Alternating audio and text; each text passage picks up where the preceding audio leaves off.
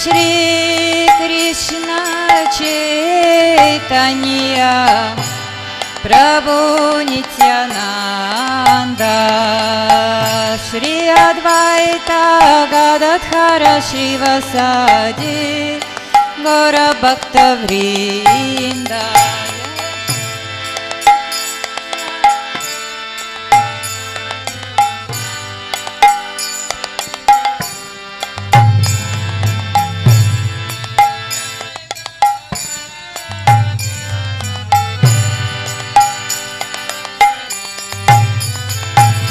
Hare Krishna, Hare Krishna, Krishna Krishna, Hare Hare, Hare Rama, Hare Rama.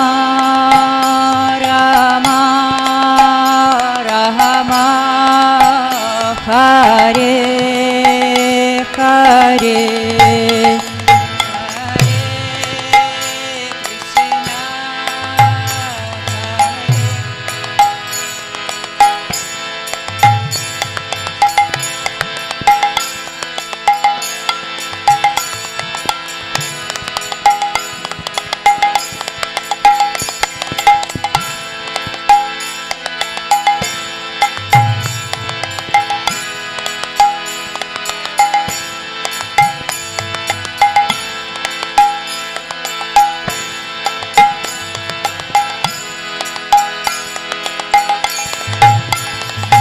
Hare Krishna, Hare Krishna, Krishna Krishna, Hare Hare, Hare Rama, Hare Rama, Rama Rama, Hare Hare.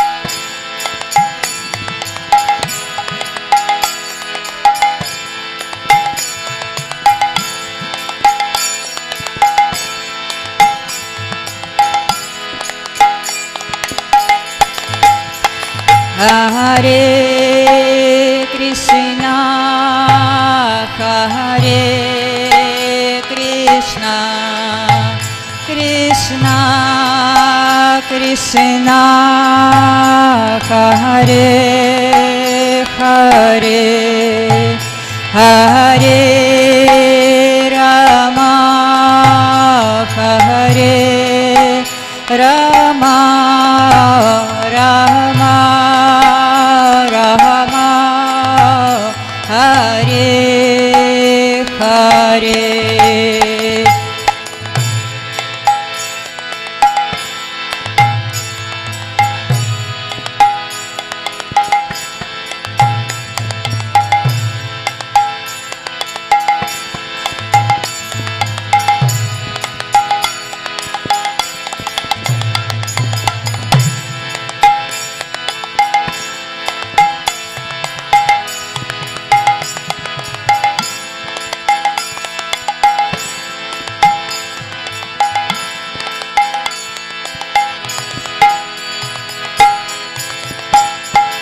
Hare Krishna, Hare Krishna, Krishna Krishna, Hare Hare, Hare Rama, Hare Rama, Rama Rama, Hare Hare, Hare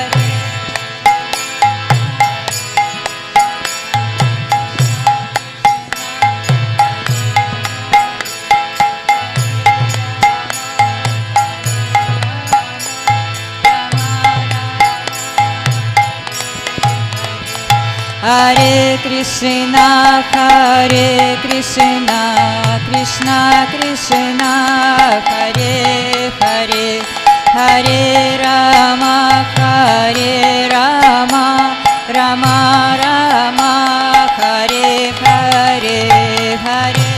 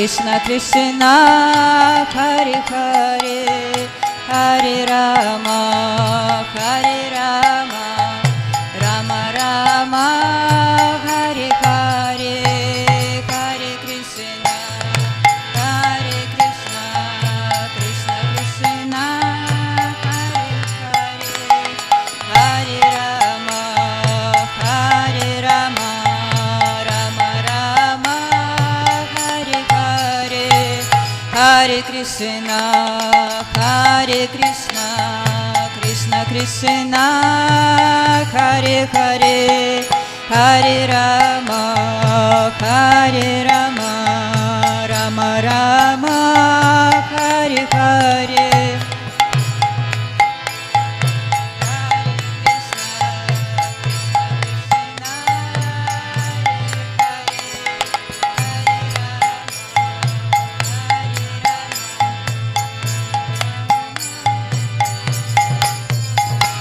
Hare Krishna, Hare Krishna, Krishna Krishna, Hare Hare, Hare Rama, Hare Rama, Rama Rama, Hare Hare, Hare Krishna, Hare Krishna.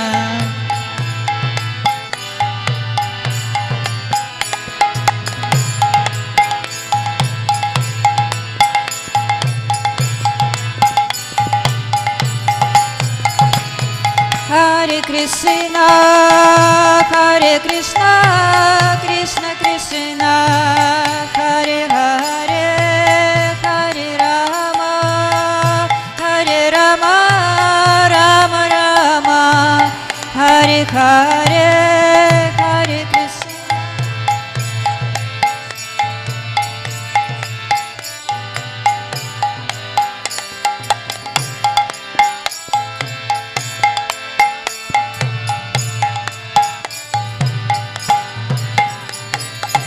Hare Krishna, Hare Krishna, Krishna Krishna, Hare Hare, Hare Rama, Hare Rama, Rama Rama, Hare Hare, Hare Krishna.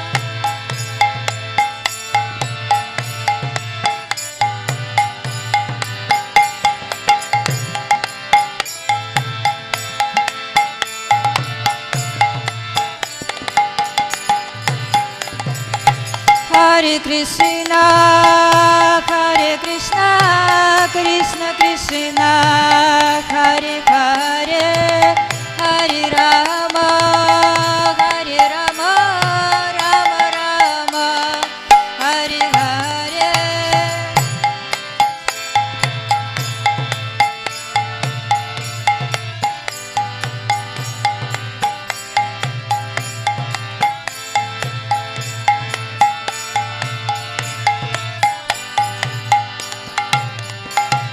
Hare Krishna, Hare Krishna, Krishna Krishna, Hare Hare, Hare Rama, Hare Rama, Rama Rama, Hare Hare.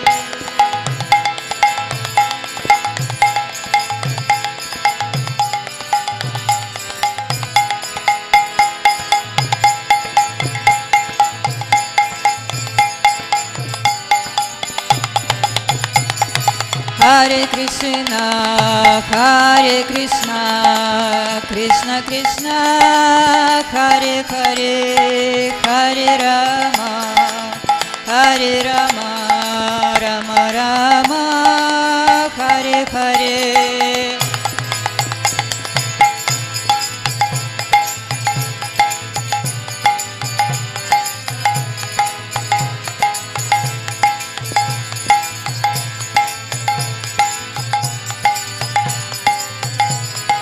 Hare Krishna, Hare Krishna, Krishna Krishna, Hare Hare, Hare Rama, Hare Rama, Rama Rama, Hare Hare.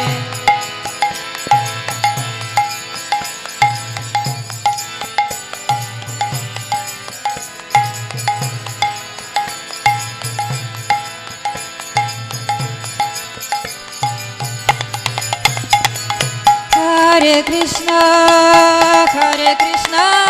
Krishna Krishna, Hare Hare, Hare Rama, Rama Rama, Hare Hare.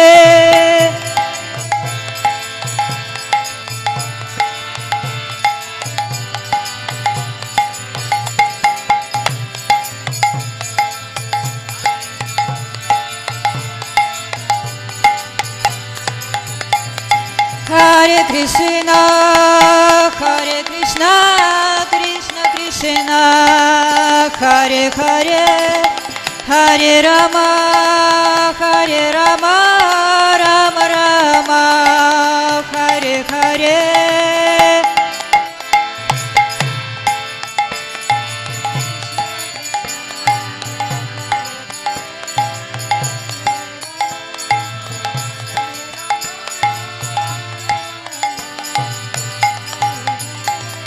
Hare Krishna,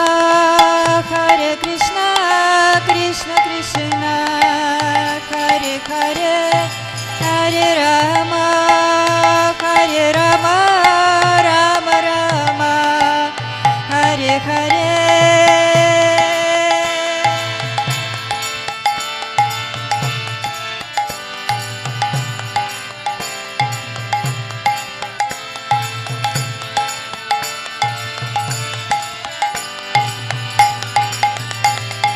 Hare Krishna, Krishna Krishna, Hare Hare, Hare Rama, Rama Rama, Hare Hare.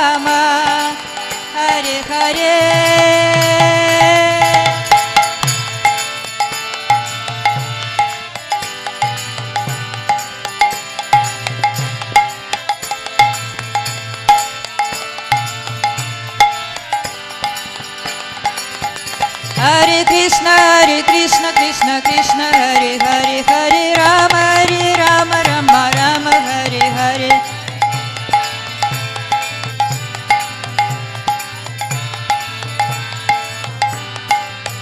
Hare Krishna, Krishna Krishna, Hare Hare, Hare Rama, Rama Rama, Hare Hare.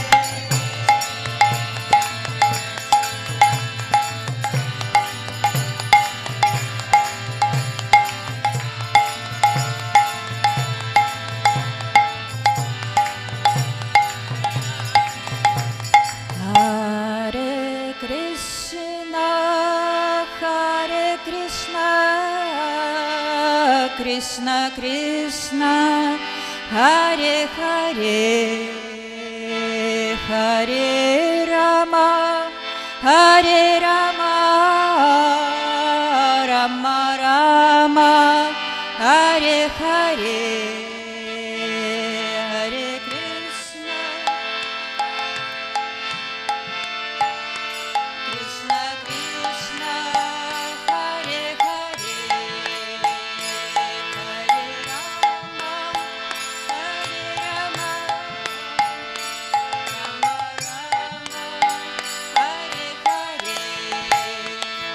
Rama, Rama Hare Krishna, Krishna Krishna, Hare Hare, Hare Rama, Rama Rama, Hare Hare.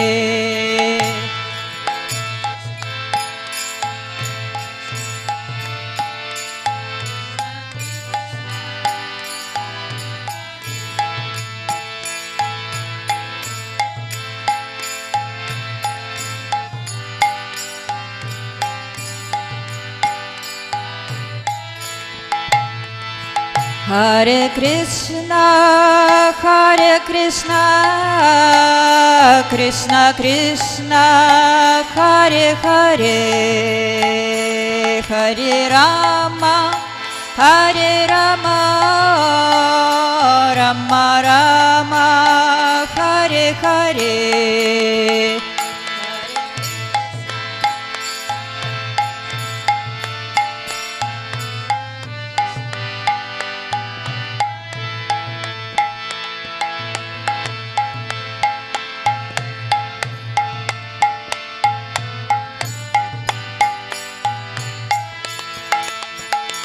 Hare Krishna,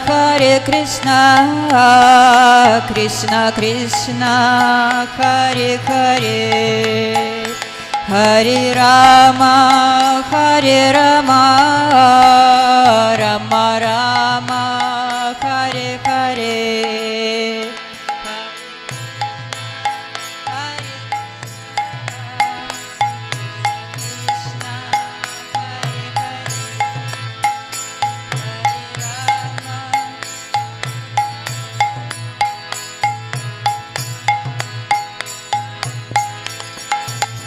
Hare Krishna, Krishna Krishna, Hare Hare, Hare Rama, Rama Rama, Hare Hare.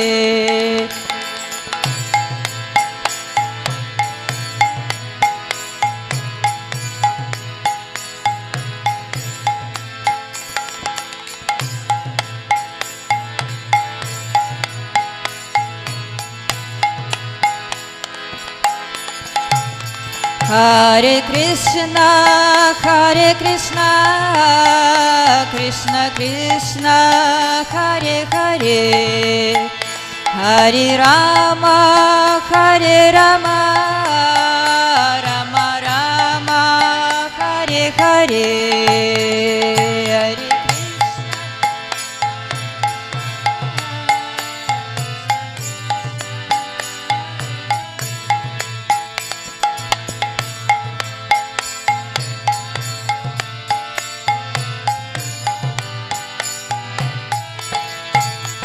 Hare Krishna,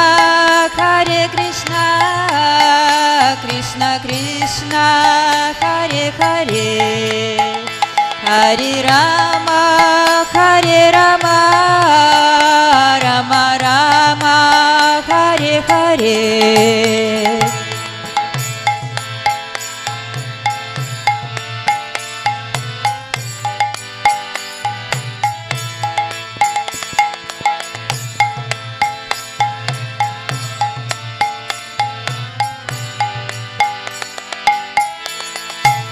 Hare Krishna, Krishna Krishna, Hare Hare, Hare Rama, Rama Rama, Hare Hare, Hare Krishna,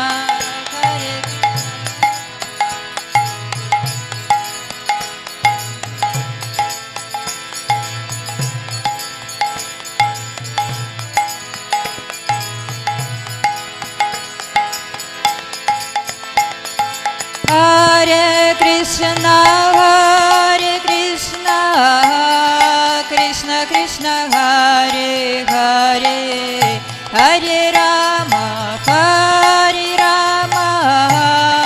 Rama Rama, Hare Hare, Hare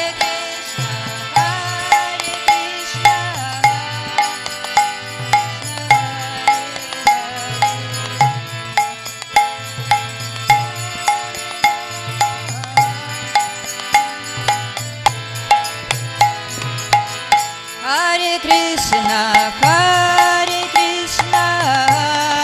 Krishna Krishna, Hare Hare, Hare Rama, Rama Rama, Hare Hare.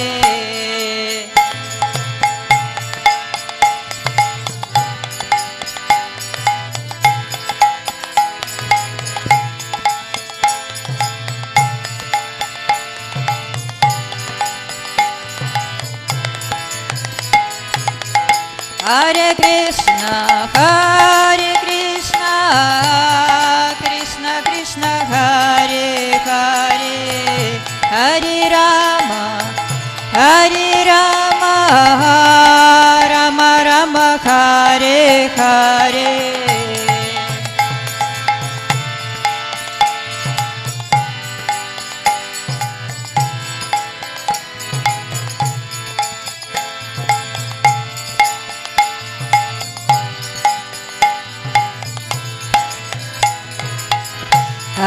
Krishna,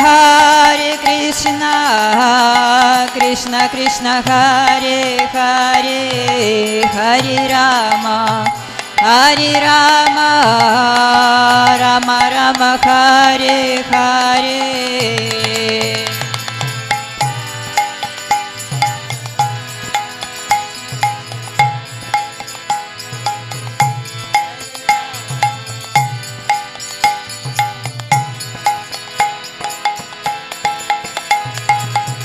Hare Krishna, Krishna Krishna Hare Hare, Hare Rama,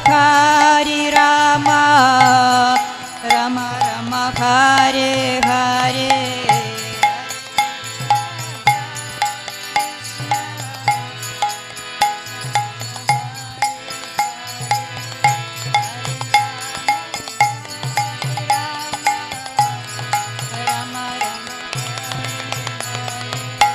Hare Krishna,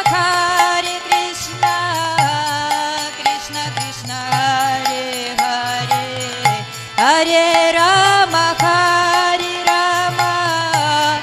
Rama Rama Hare Hare.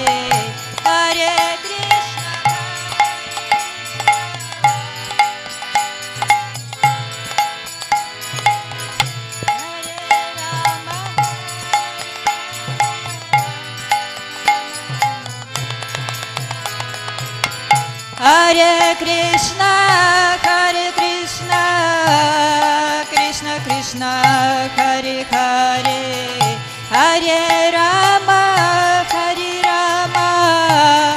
Rama Rama Hare Hare.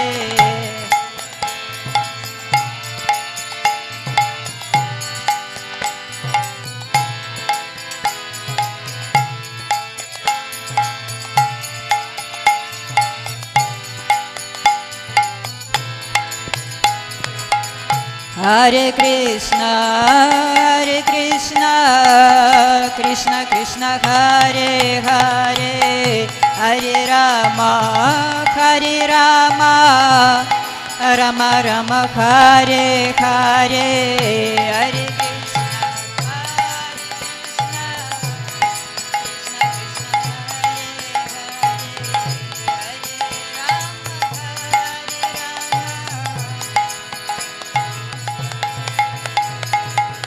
Hare Hare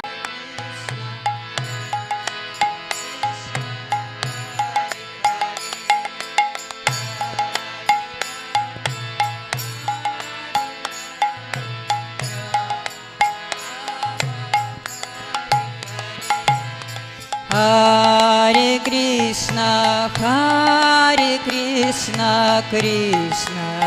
Krishna Krishna Hare Hare, Hare Rama, Rama Rama Hare Hare.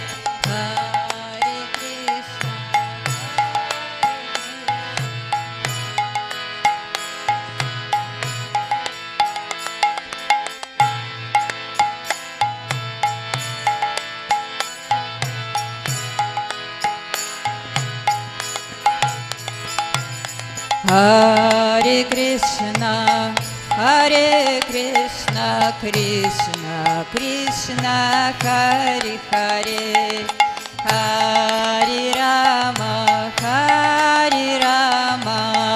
Rama Rama Hare Hare.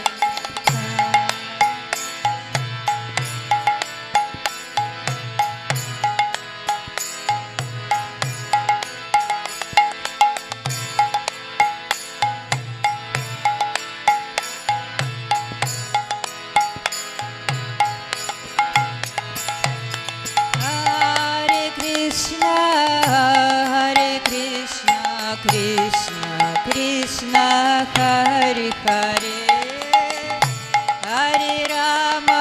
Hare Rama, Rama Rama Hare Hare. Hare Krishna,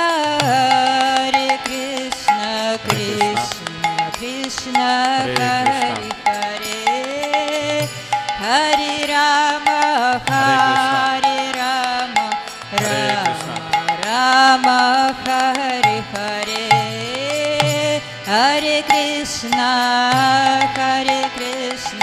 Krishna Krishna, Hare Hare, Hare Rama, Rama Rama, Hare Hare,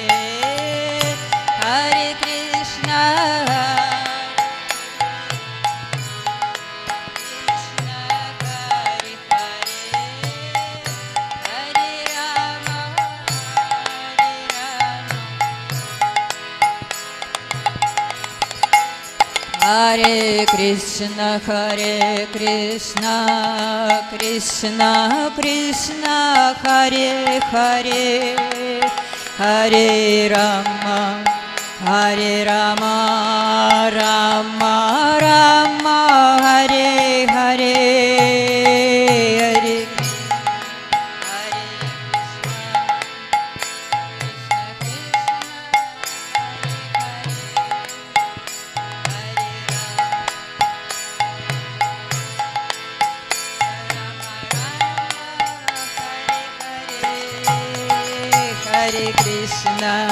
Hare Krishna, Krishna Krishna, Hare Hare, Hare Rama, Rama Rama, Hare Hare, Hare Krishna,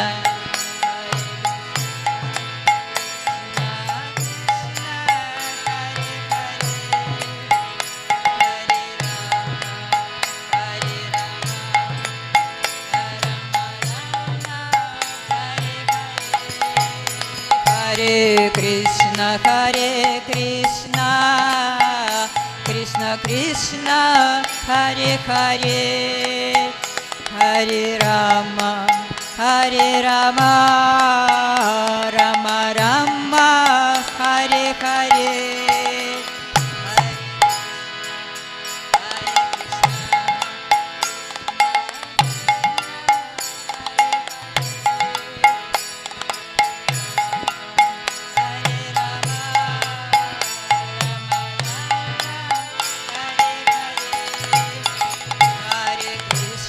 Hare Krishna, Krishna Krishna, Hare Hare, Hare Rama, Rama Rama, Hare Hare, Hare Krishna,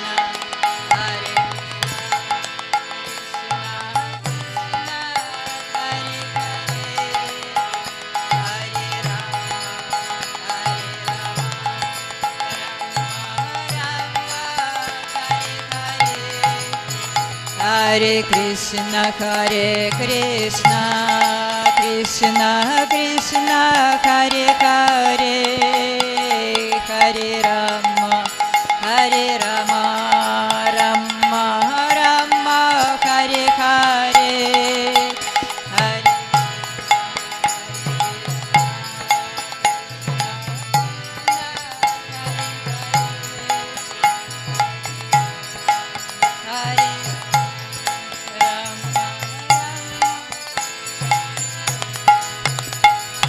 Hare Krishna, Krishna Krishna, Hare Hare, Hare Rama, Rama Hare Hare,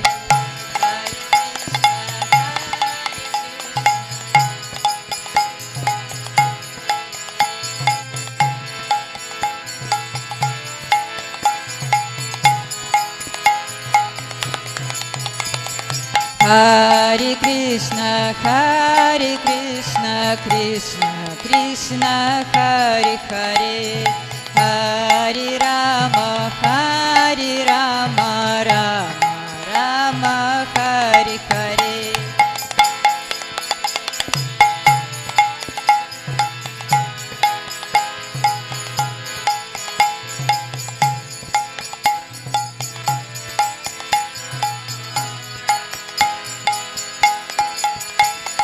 Hare Krishna, Krishna Krishna, Hare Hare, Hare Rama, Rama Rama, Hare Hare.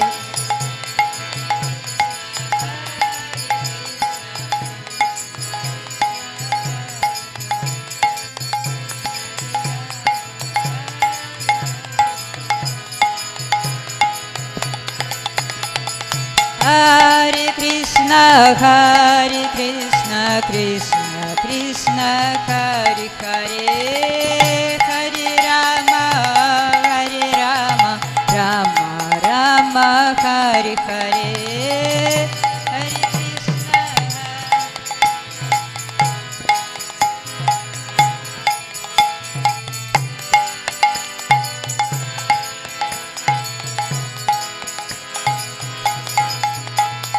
Hare Krishna, Krishna Krishna, Hare Hare, Hare Rama, Rama Rama, Hare Hare, Krishna.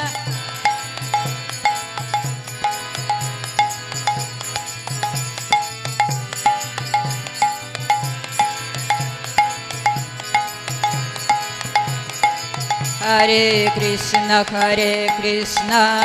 Krishna Krishna, Hare Hare, Hare Rama,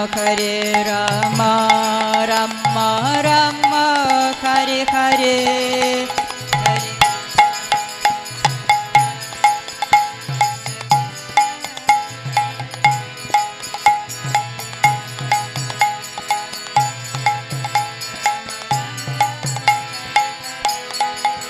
Hare Krishna,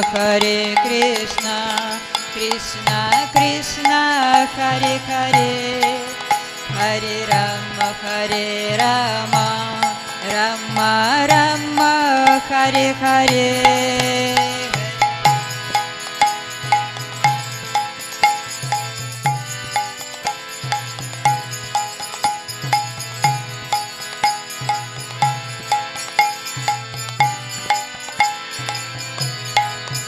Hare Krishna, Krishna Krishna, Hare Hare, Hare Rama, Rama Rama, Hare Hare, Hare Krishna, Krishna.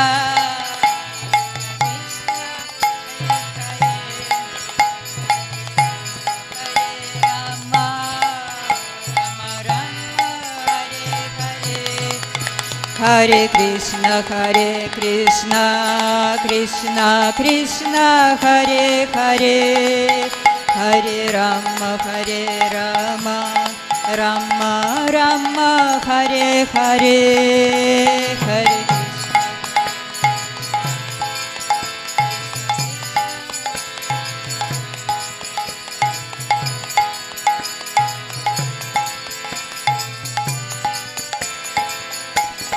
Hare Krishna. Hare Krishna, Krishna Krishna, Hare Hare, Hare Rama,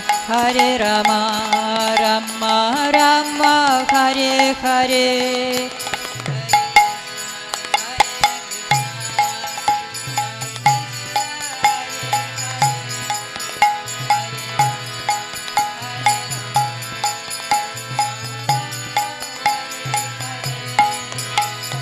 Hare Krishna, Krishna Krishna, Hare Hare, Hare Rama, Rama Rama, Hare Hare.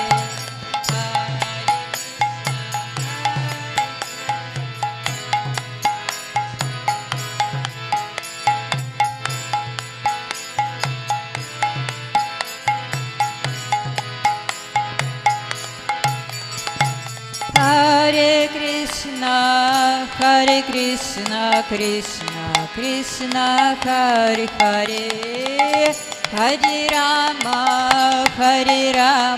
Rama Rama, Hare Hare.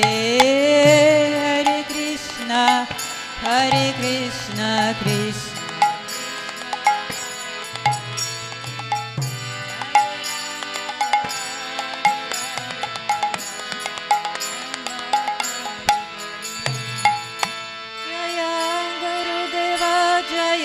Gurudeva, Gurudeva, Jaya Gurudeva.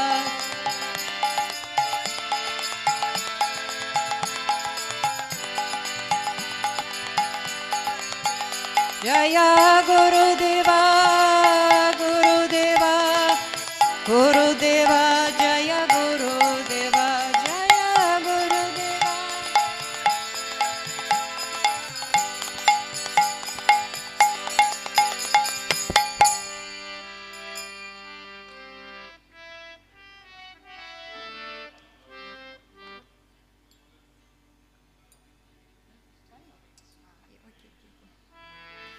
Hare Krishna, Krishna Krishna. Hare Krishna. Checking the mic, that's it. He's already downstairs. So it's nice to welcome him with Kirtan. So please sing. Sure. Hare Krishna, Krishna Krishna, Hare Hare, Hare Rama, Rama Rama, Hare Hare, Hare Krishna, Krishna Krishna, Hare Hare,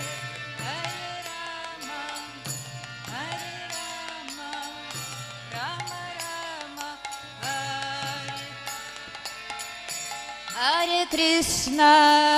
Hare Krishna, Krishna Krishna, Hare Hare, Hare Rama, Rama Rama, Hare Hare,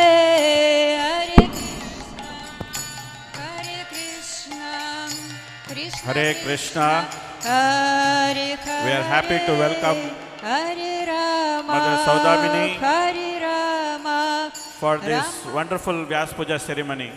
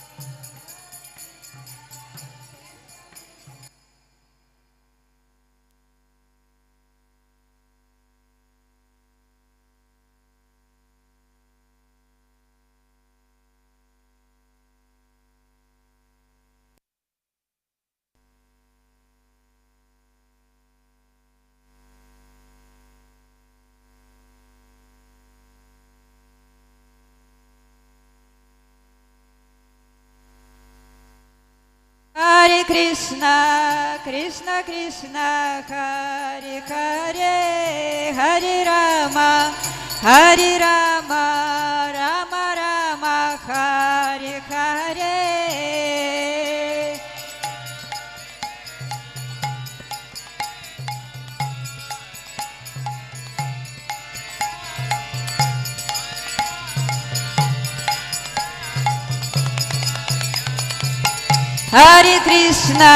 Hare Krishna, Krishna Krishna, Hare Hare, Hare Rama, Hare Rama, Rama Rama, Hare Hare.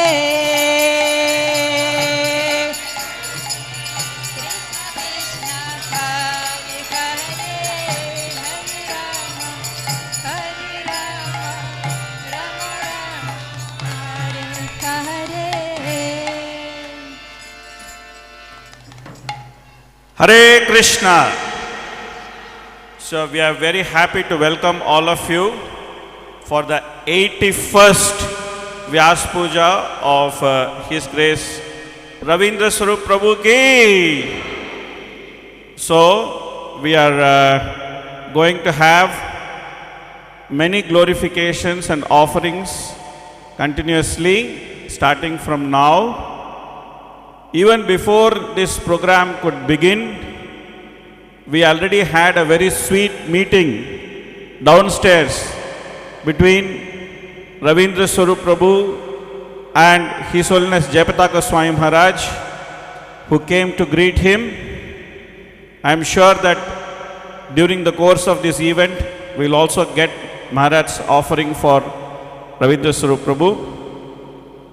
So now, we will start the auspicious Vyasa Puja proceedings one by one.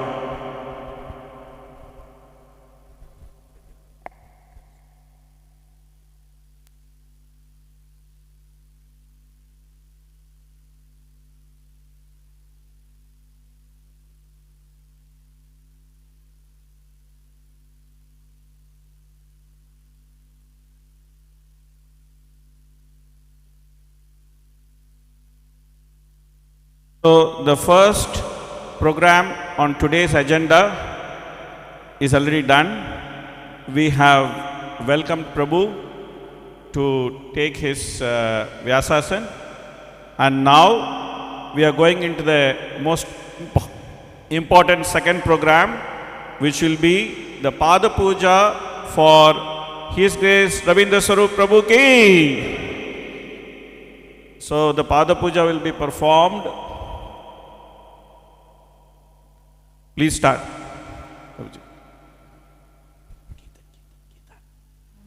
Kirtan.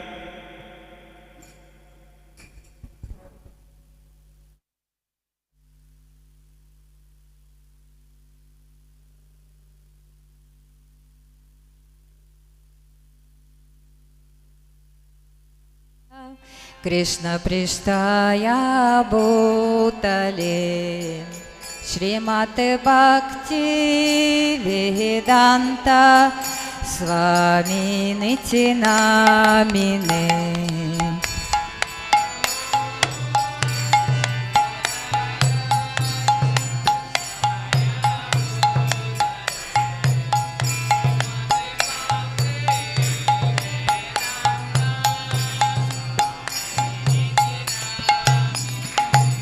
Namaste Saraswati Devi Gauravani Pracharine Nirvishesha Shunyavadi Paschatya Deshatarine. Namaste.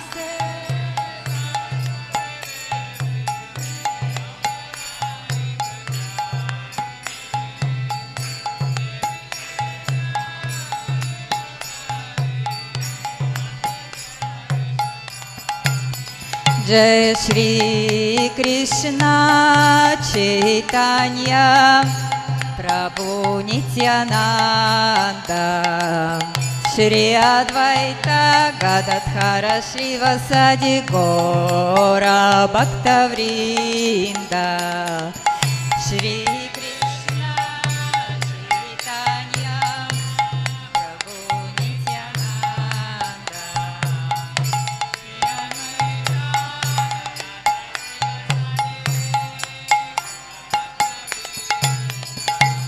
Shri Krishna Chaitanya Prabhu Nityananda Shri Advaita Gadadhara Shivasadi Gora Bhakta Vrinda Jai Shri Krishna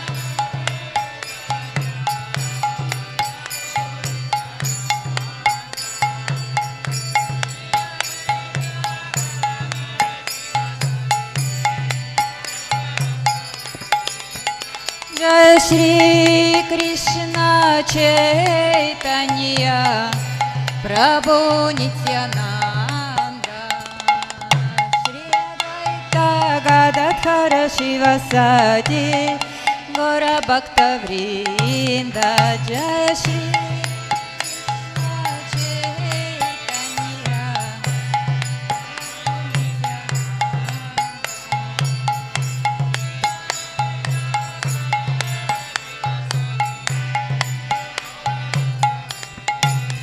Hare Krishna, Hare Krishna, Krishna Krishna, Hare Hare, Hare Rama, Hare Rama, Rama Hare Hare.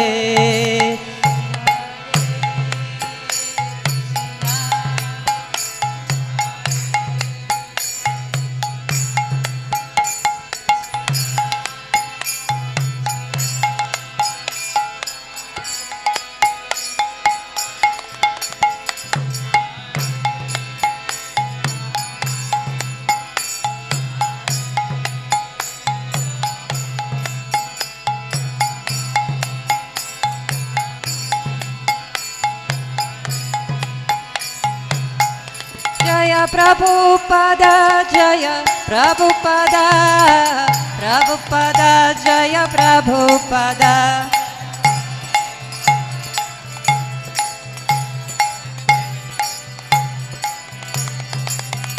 Jaya Jaya Gurudev Gurudev Gurudev Jaya Jaya Gurudev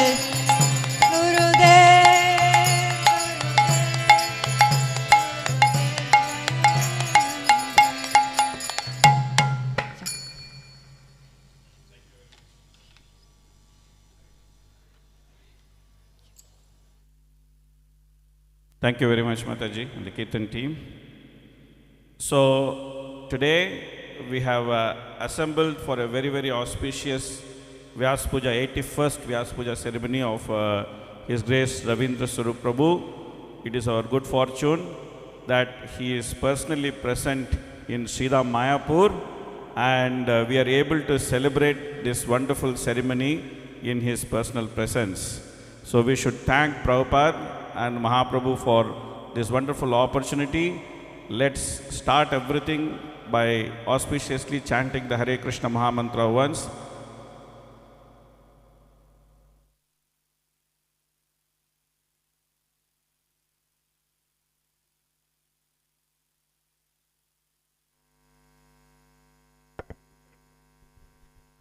So, His Grace Ravindra Svarupa Prabhu made his auspicious appearance in this planet in 1947. In 1971, he accepted initiation from Srila Prabhupada, and he also got his name Ravindra Svarupa Das. He married Mother Sudamini, and they have been married for 60 years. Haribol! This is a feat by itself in Kali Yuga, that they are successfully married for 60 long years, and they have 3 nice, wonderful children.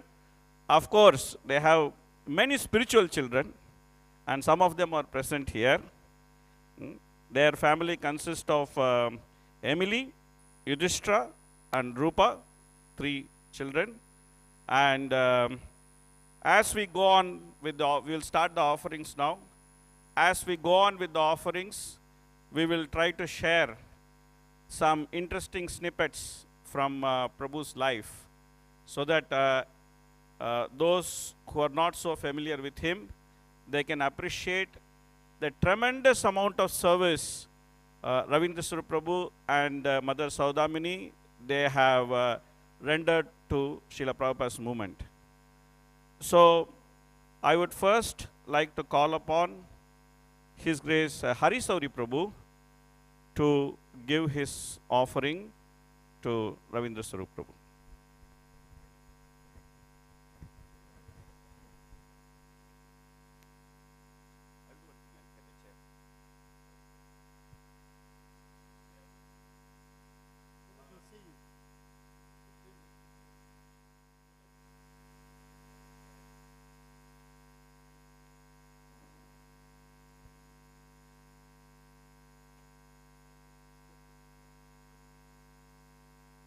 Hare Krishna.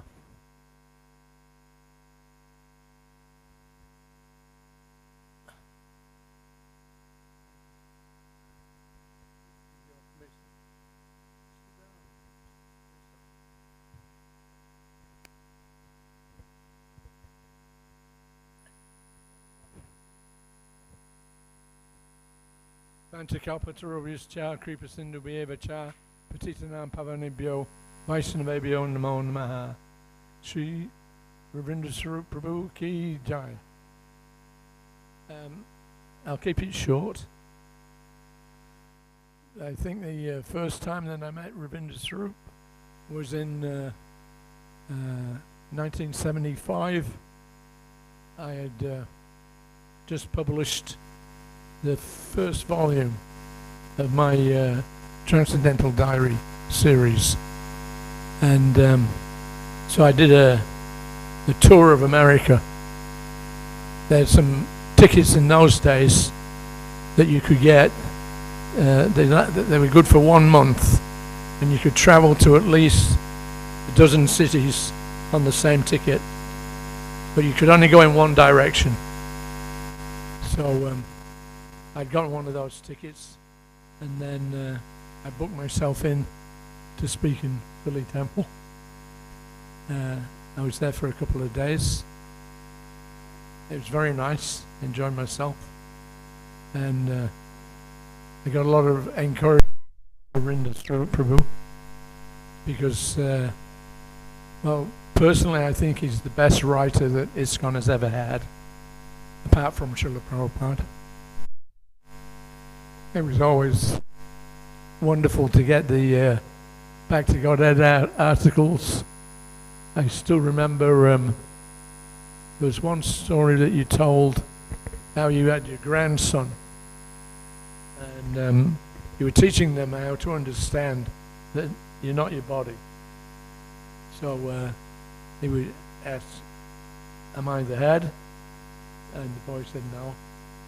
Am I the arms? No. Legs? No. Then, who are you? And your description was that his head was spinning a little bit, trying to figure out who he really was. Anyway, so I had that little bit of association. That was about 92 or 93, I think.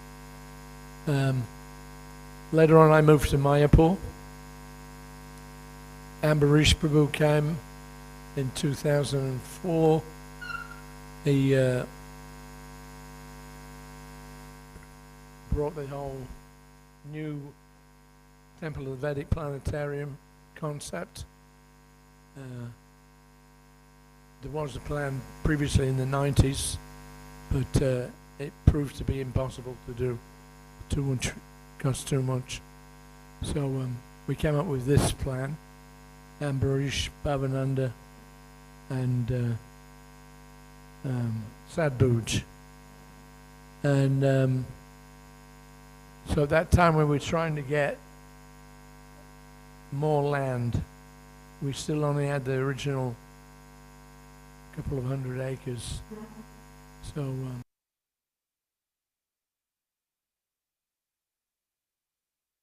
revamped the management. We had previously the Sri Mayapur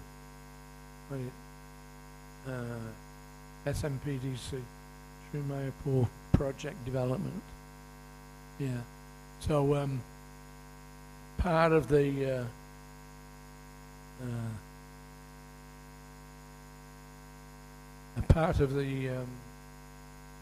plan was to have this planetarium hanging.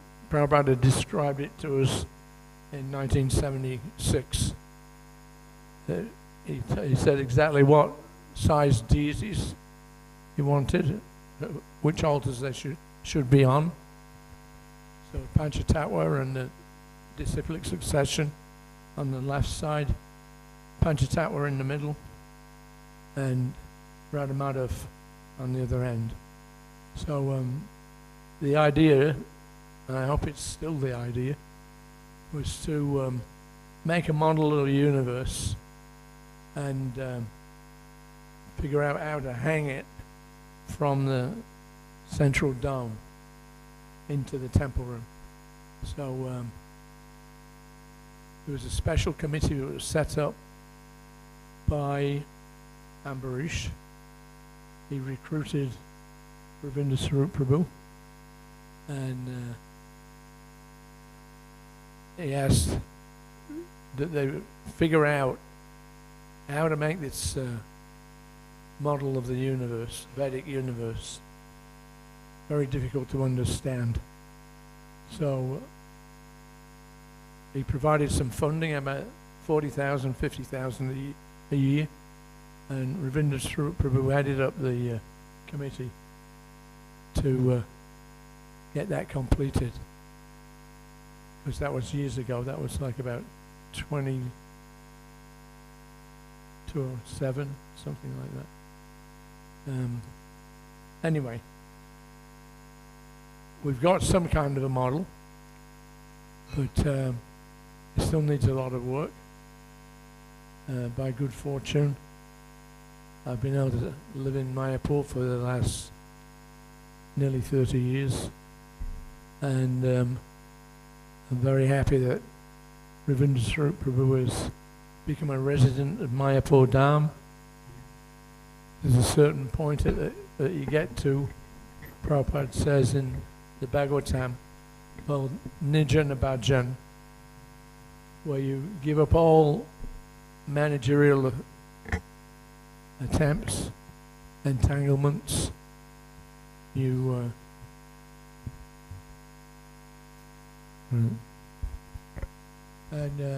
you find a spot where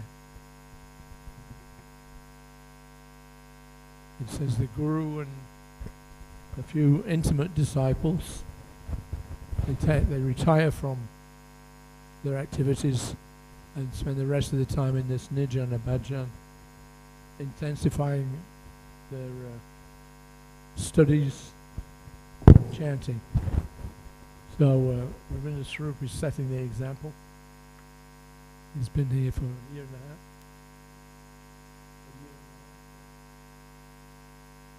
How long have you been here? Yeah, okay. So we can see now. I mean, I'm only 74. He's at 81. I hope I'm still as fit and able as he is if I ever get to 81. But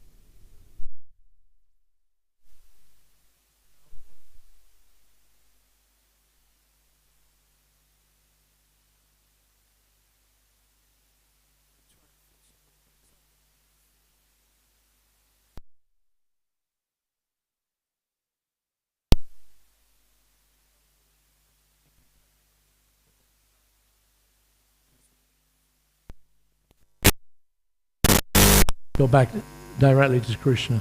That's our intention. So being in Mayapur is the best place as far as the dhams go.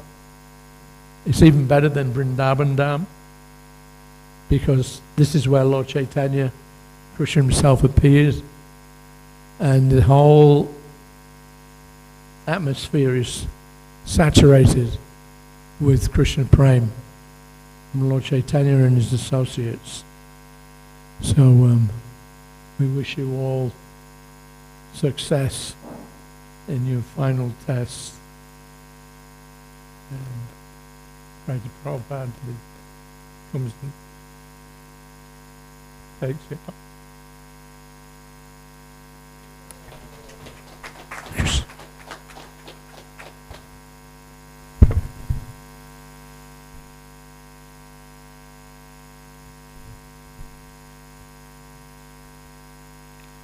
Thank you very much, Harisauri Prabhu, for this very nice offering. So, we all might be very interested to know that the first service of Ravindra Svarupa Prabhu was to be a cook in the temple. He learned the secret of being a very nice and good cook by understanding that if you just put a lot of cream and butter, then devotees really enjoy the cooking. So he learned the secret of making devotees happy by his cooking.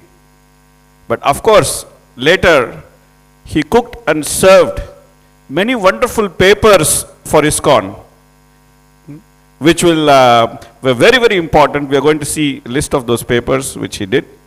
So that was his first service as a cook. Hare Krishna. So now we are going to have a reading of His Holiness Jayapataka Swami Maharaj's offering for His Grace Ravindra Svarupa Prabhu, which will be followed by one more offering from His Grace Sikhi Mahiti Prabhu. So the reading of His Holiness Jayapataka Swami Maharaj's offering will be done by the JPS office manager and supervisor, Achintya Chaitanya Prabhu.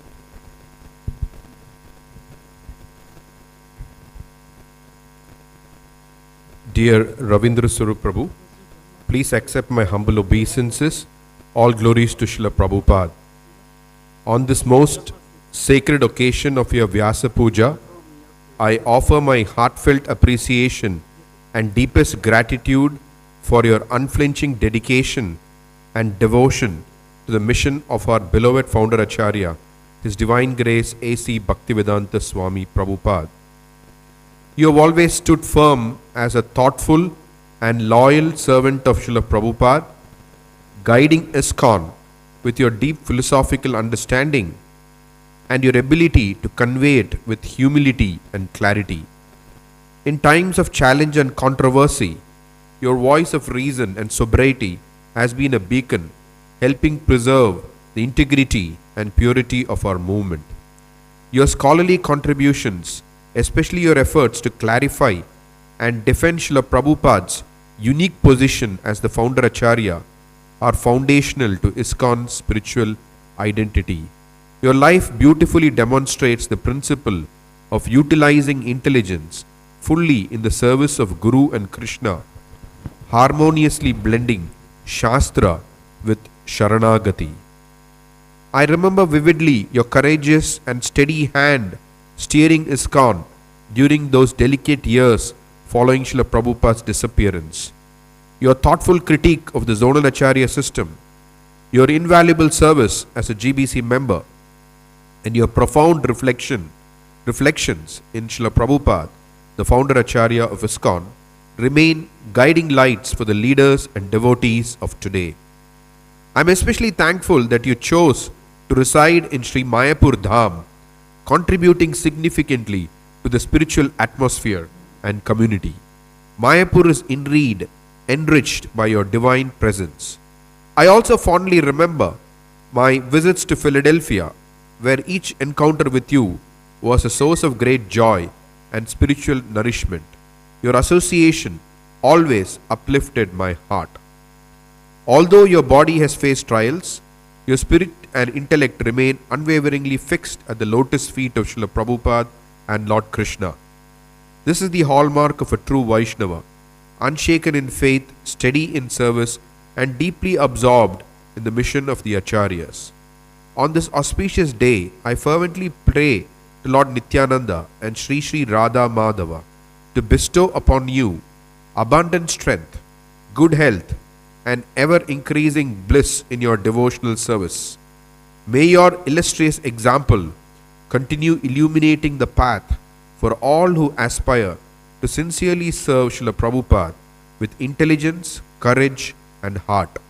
Hoping this finds you in good health and blissful Krishna consciousness, your servant in the mission of Sri Chaitanya Mahaprabhu, Jayapataka Swami.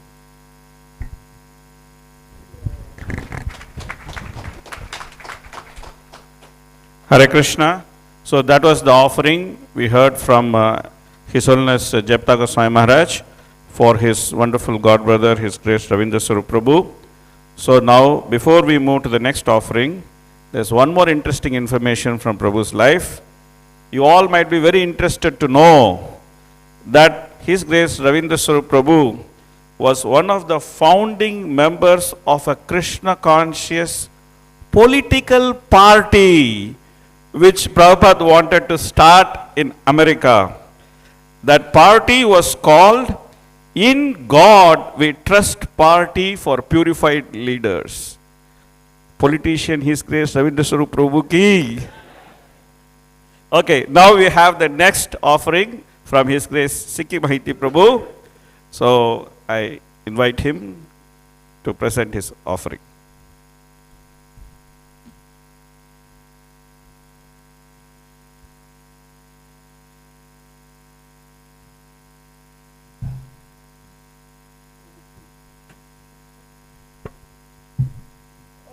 Krishna. Komaran Jovanan Jara. Getting old. At least he has some accomplishments. Me, I'm just good at taking prasad. Used to be able to dance. Namo Vishnupadaya Krishna Pastaya Bhutale. Shri Mate Ravindra Swarup Das iti namane. Namo Vishnupadaya Krishna Pastaya Bhutale Srimati Bhaktivedanta Swami Namane Namaste Saraswati Devi Gauravani Pacharine Nirvisesha Sinyavadi Pashitari Shitani. His Grace Ravindra Svarupa Prabhu Ki. So Ravindra Svarupa is one of those hidden jewels and the warriors that have accomplished some of the foundational work which you don't generally. You see the results later in the stability of ISKCON. So, of course, most of us know of Tamal Krishna, all the book distributors who are on the forefront. But there's a lot of work in the background that was necessary also, so that they could do those services and that ISKCON was stable. Prabhu mentioned this In God We Trust party. So actually it was Balavanta Prabhu in Atlanta. He was also studying philosophy at Emory University. Prabhu is from the University of Pennsylvania, Ivy League, I believe, right? B8 philosophy degree to start. Undergraduate, and then later switched to religion. Yeah, Temple. Yeah. PhD on Temple University. So that party, as a matter of Balavanta, we have anniversary in Atlanta. He talked about that party, and Prabhupada was very encouraged because he thought if we can make the leaders Krishna conscious, this movement would flourish. And then later it was stopped because they realized we could probably profit status because we're engaged in politics. So Prabhupada was very clever. Okay, that's it. No more political party. So, but they had some success. Because of that party, the Atlanta Temple was established, and so many things happened because of the people they contacted during that, his running for mayor of Atlanta, Balavanta. So Ravindra Swarup also, just some memories I can remember. 1975 Chicago, the big Radha Damodar initiation that occurred and the installation of the deities. Tamal Krishna Maharaj, Vishnu John, everybody converged on Chicago, Toronto, Detroit, mainly because they thought there's going to be Rath Yatra in Chicago with Prabhupada. But somehow Ravindra Swarup stole Prabhupada away. I think if they realized he wasn't going to stay in Chicago, they would have all came to Philadelphia. But Philly, the temple really couldn't accommodate that many devotees. It wasn't that big of a temple. Even Evanston wasn't. There were so many people getting initiated that there was no room for the ladies to sit down. So they almost didn't get initiated until they complained. And Prabhupada said, do it again tomorrow.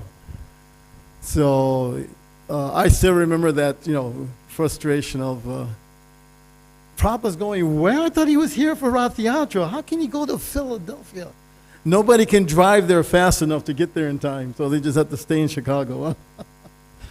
But that leads into the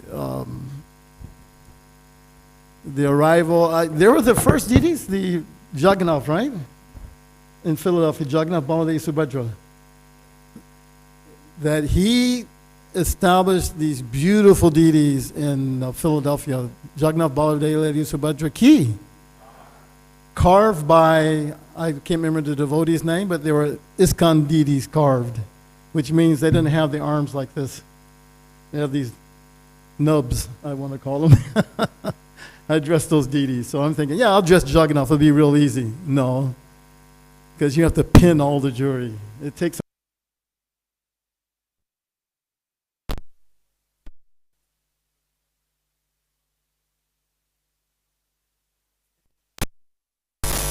they were in New York, and I think they were supposed to be part of New York Temple, but you may not realize, even though he was a scholar, he was a cook, all these things, he was a book distributor before all that. Even though he was president, him and his wife would go out and sell Back to Guided magazines. Huge numbers of Back to Guided. Back to Guided magazine actually really established this movement. That's where the money came from, because the books hadn't come out yet. At one point, the movement was selling 1 million Back to Guided magazines a month. And Ravindra and his wife were on the forefront of that. So they would drive up to the Brooklyn Temple in their Volkswagen, I think it was Volkswagen Beetle, was it? Little small car to get their shipments of Back to Guided magazines. But somehow or another, I think New York Temple owed them money. This is with Bhavananda. I think he was president at that time. And he convinced Ravindra Swarup, no, you don't want money, you want Jagannath. You take these deities instead. And he saw those deities and touched his heart. And money was scarce in those days. I don't know how he gave up money for the deities, but he took the deities back to Philadelphia and put them in the room. What do you do? How do you install them? What are we supposed to do? The movement's pretty new in those days. So eventually Prabhupada's coming for Rath Yatra. You need Jagannath for Rath Yatra, right? So the Rath Yatra was... there's some videos of Prabhupada there walking at Rath Yatra also. And in that period too, Prabhupada had some very nice recorded conversations, video, with some reporters and other devotees asking very nice questions. Generally the reporters were just trying to get a headline, so they asked all these challenging questions. But this one reporter was very thoughtful, philosophical, so Ravindra actually, he would bring reporters that Prabhupada liked to have conversations with. In New York at one point, Prabhupada told Rameshwar he didn't want these interviews because these are a waste of time. These reporters just come and ask, why do you have that paint on your forehead? Why do you shave your head? Where does the money come from? He said, I don't want to talk to these people anymore. And of course, by that time, Ravindra Swarup brought in one of those reporters. And the silence. He's asking the questions. Prabhupada doesn't even reply. He just sits there. So Prabhu has to answer the questions for him. But eventually he got someone in who was more philosophical, so Prabhupada went along with that. And also in Philadelphia, you may be, well, Janashtami, I just saw he showed up. Hopefully he'll talk about this, but, oh, there he is. You know, Mayapur Institute, right? The whole history of getting that established, that was very hard. Prabhupada wanted that the devotees obtain degrees, Bhakti Shastri, Bhakti Vaibhava, all these things. As a matter of fact, the first Bhakti Shastra exam was in Vrindavan at the opening of the Krishna Balaram Temple in 1975. I met a godbrother there who, he took the test with Sasrup, he administered it. But that Bhaktivedanta Institute was actually established first in Philadelphia. So that's another historic part for Philadelphia, because the scholar is there. Of course, it should start there. And somehow or another, it moved to Mayapur. So, and anyway, I'll tell another story that I learned while I was in Philadelphia. I had the pleasure of being the temple president there for a couple of years. Ravindra Swarup, by Krishna's arrangement, was being put into Vanaprastha. And he brought up the point of, well, who's going to take care of the deities? Because everyone lives outside.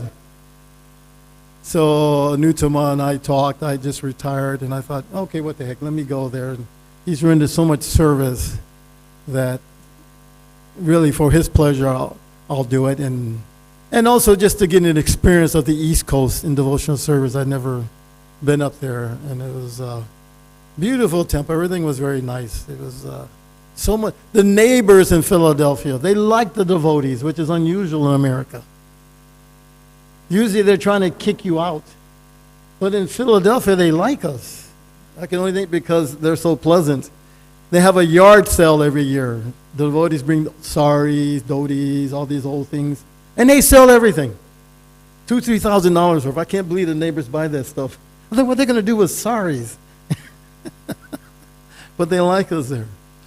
So there's a devotee, I can't remember his initiated name now, but he was Bhakta John, which is he was the typical average Philadelphian, Italian, working class, more or less, go to work, take care of his family, hang out with his friends on the corner, drinking beer, They're not spiritualists, nor are they interested in these things. And he tells the story of how he's standing on the corner one day and he sees the devotees chanting and he's shocked. They're like him and his buddies. What the heck is this? These people, what's going on here? They're all dressed up, singing these weird songs. And then the next week, a friend of his invited him and said, hey, listen, there's a nice program at a friend's house that I know. I want to invite you to come with me. He doesn't have an idea what it is. He goes, okay, I'll go. I mean, you have to imagine this Bhakta John is kind of, I think every country they have the average working person that just works and they take care of their families and that's it. They don't care about much else. So he said, okay, I'll go with you. And he goes to the home program, and it is the Vyasa Puja celebration of Ravindra Swarup. The first time he's going to hear anything about Krishna consciousness or see devotees is in a home program where his Vyasa Puja is occurring. So, and he doesn't know anything about Hare Krishna, devotees or anything. And he walks in and he's go, oh, those are the people that were singing on the street. So he's taken aback a little bit. And of course the worship is there because the disciples are there and they're offering the flowers. And he says, I remember he sits down and they start washing his feet. I'm thinking, what the heck is going on here? And then eventually Ravindra Swarup speaks. And I think one of the subjects he talked about was not killing animals and all these things. After hearing Ravindra Swarup speaks, he becomes a devotee. To the point that when he goes home, he said, I just filled up my freezer with all this meat. It must have been $300-$400 worth of meat. I threw it all in the garbage immediately. So just by that brief contact at a Vyasa Puja, I mean, I would have never invited a new person to a Vyasa Puja. It's too much to explain, right? But he became a devotee. So even indirectly, without directly preaching, he has such a great effect on devotees. And of course, as we know, the big contribution, which especially the leaders appreciate, is his insight and be able to help bring light to some of these complicated understandings that are the foundation of our movement, especially with his Founder Acharya series. I think he worked 3 or 4 years on that, which is now the staple of in the GBC library for all devotees to read. So we understand Srila Prabhupada's position and how we should serve in ISKCON, and many other things, so many controversies that came up. He was always the devotee they would consult to help resolve these issues, because, you know, when two parties are in opposite views, you know, the first tension is just to attack the other person and minimize them, and that way I win, my side wins. But he was very expert in cutting through all this and helping our movement stay united philosophically, and also especially in the mood of serving. How do we serve? How do we become Krishna consciousness? For ISKCON, Krishna consciousness means fulfill Prabhupada's desires, keeping him at the center. So we're in his debt for helping establish that and keeping our movement very strong. So anyway, thank you for your service, and praying for your blessings that maybe I got a little energy left that I can do something for the pleasure of Prabhupada. I don't think I can accomplish what you've accomplished, but thank you so much. His Grace Ravindra Svarupa Prabhu Ki.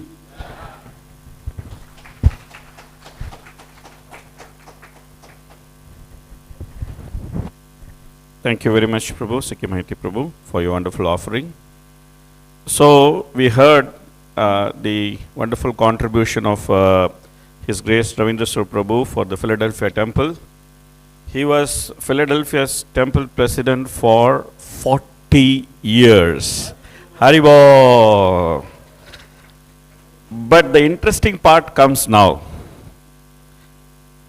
So Srila Prabhupada actually instructed Ravindra Svarupa Prabhu to complete his PhD, even though many devotees were telling him, oh, it's not required. But Prabhupada personally told him, anybody can be a temple president, not everyone can get a PhD. So he is a temple president and a PhD. Ravindra Svarupa Prabhu ki. Okay, so now we request Her Grace Mother Sudamini to come forward and to speak something. So it is said that the wife is the one who knows the husband most and also very intimately. She has been his constant companion for 60 long years. So naturally we are very interested to hear from Mother Sudamini about from a great wife about her great husband. Hare Krishna.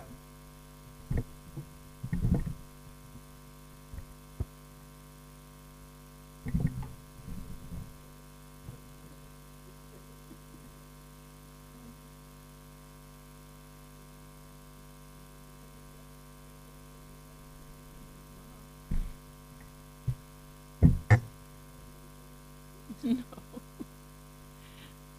I think this is the first year I haven't had a birthday present for you. But I think that the fact that I'm here is a present. Yeah, presents. Yeah. Oh, okay.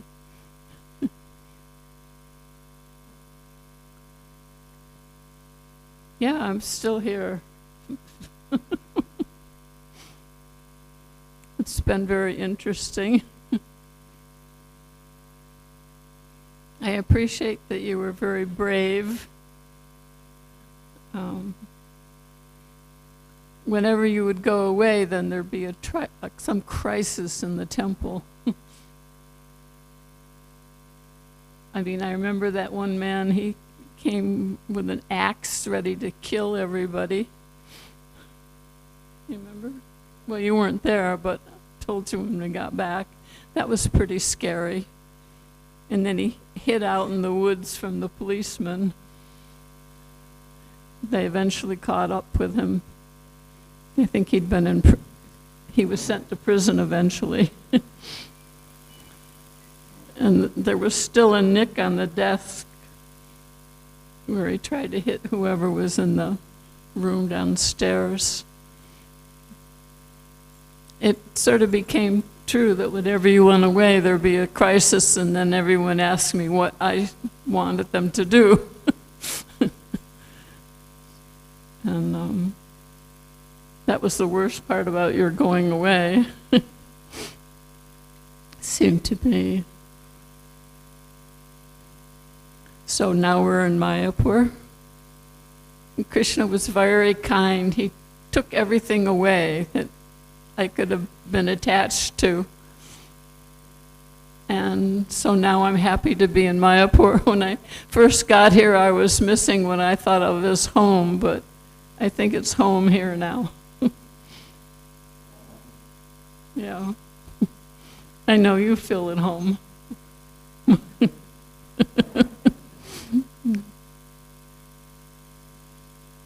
So thank you very much.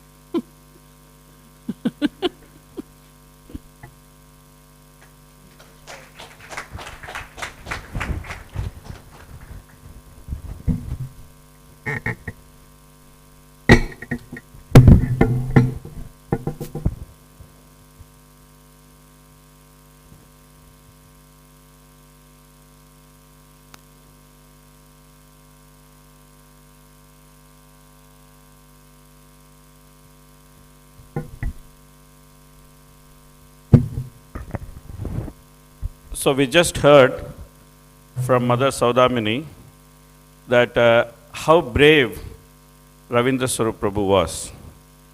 But you'll also be interested to know that how brave Mother Sudamini was. There was a time when the North American ISKCON was in crisis because of a particular sannyasi who was trying to cause so much problem. And then somebody had to stand up to him, and it came to His Grace Ravindra Svarupa Prabhu, who promptly consulted Mother Sudamini that what should be done. Then, of course, her answer was that you can't let this guy bully Srila Prabhupada's movement. You should take on to him, and you should save the North American ISKCON. So, here's a lion and there's a lioness. Mother Sudamini ki, His Grace Ravindra Svarupa Prabhu ki. Okay, so we are going to have some Kirtan, and then we'll continue with the offerings after the Kirtan.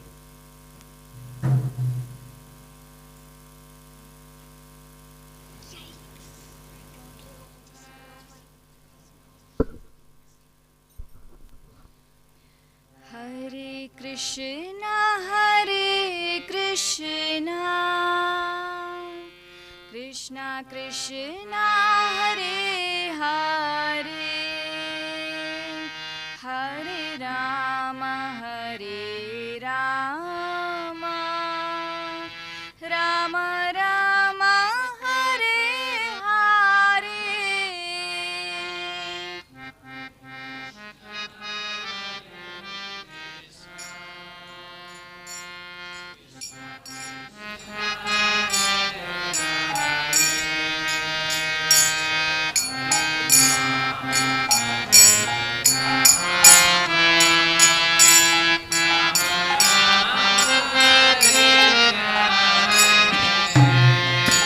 Hare Krishna, Krishna Krishna, Hare Hare, Hare Rama, Hare Rama, Rama Rama, Hare Hare.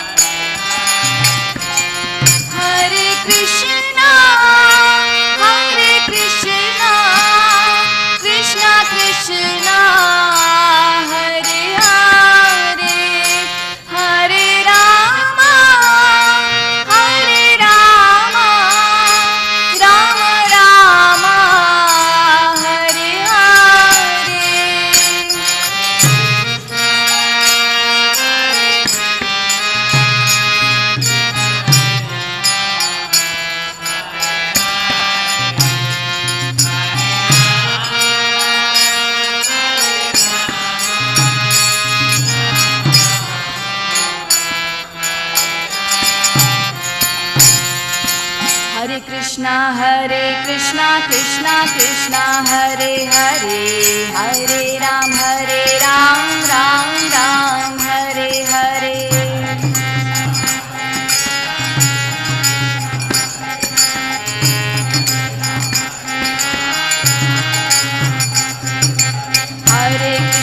Hare Krishna Krishna Krishna Hare Hare Hare Ram Ram Hare Hare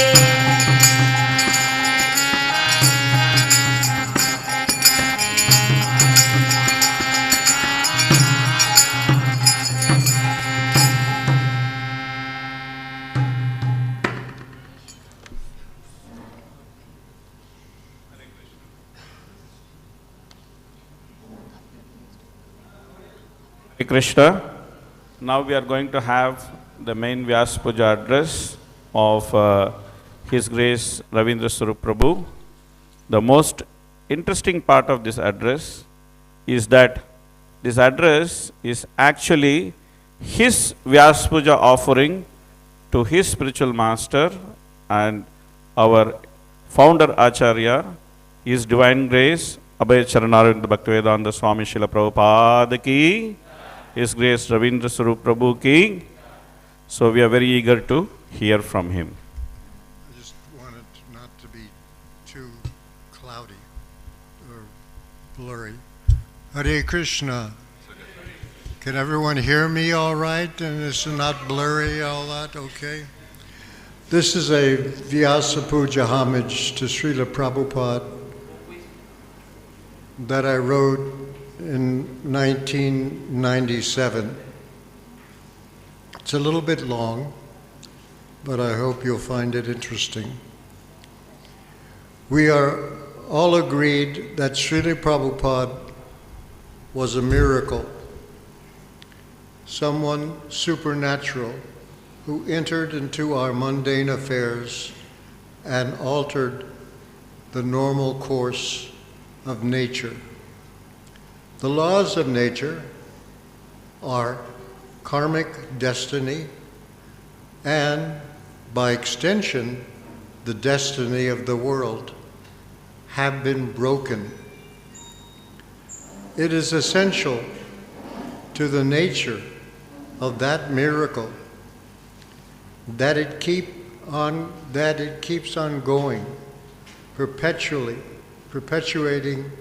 after Srila Prabhupada's physical departure. After all, the miracle of Prabhupada lies precisely in his supernatural ability to create similarly miraculous persons. He was a devotee who could make others into devotees, who could in turn make others into devotees, and so on and on. The archetypical Vaishnava miracle is thus beyond your ordinary wonder working. Its miracle is to miraculously create more miracle creators. The Vaishnava miracle is one that perpetually grows. Consequently, those of you who aspire to be the heirs of Srila Prabhupada need to make this our study. How does this miracle come to be made? It is our obligation to be able to answer scientifically these questions.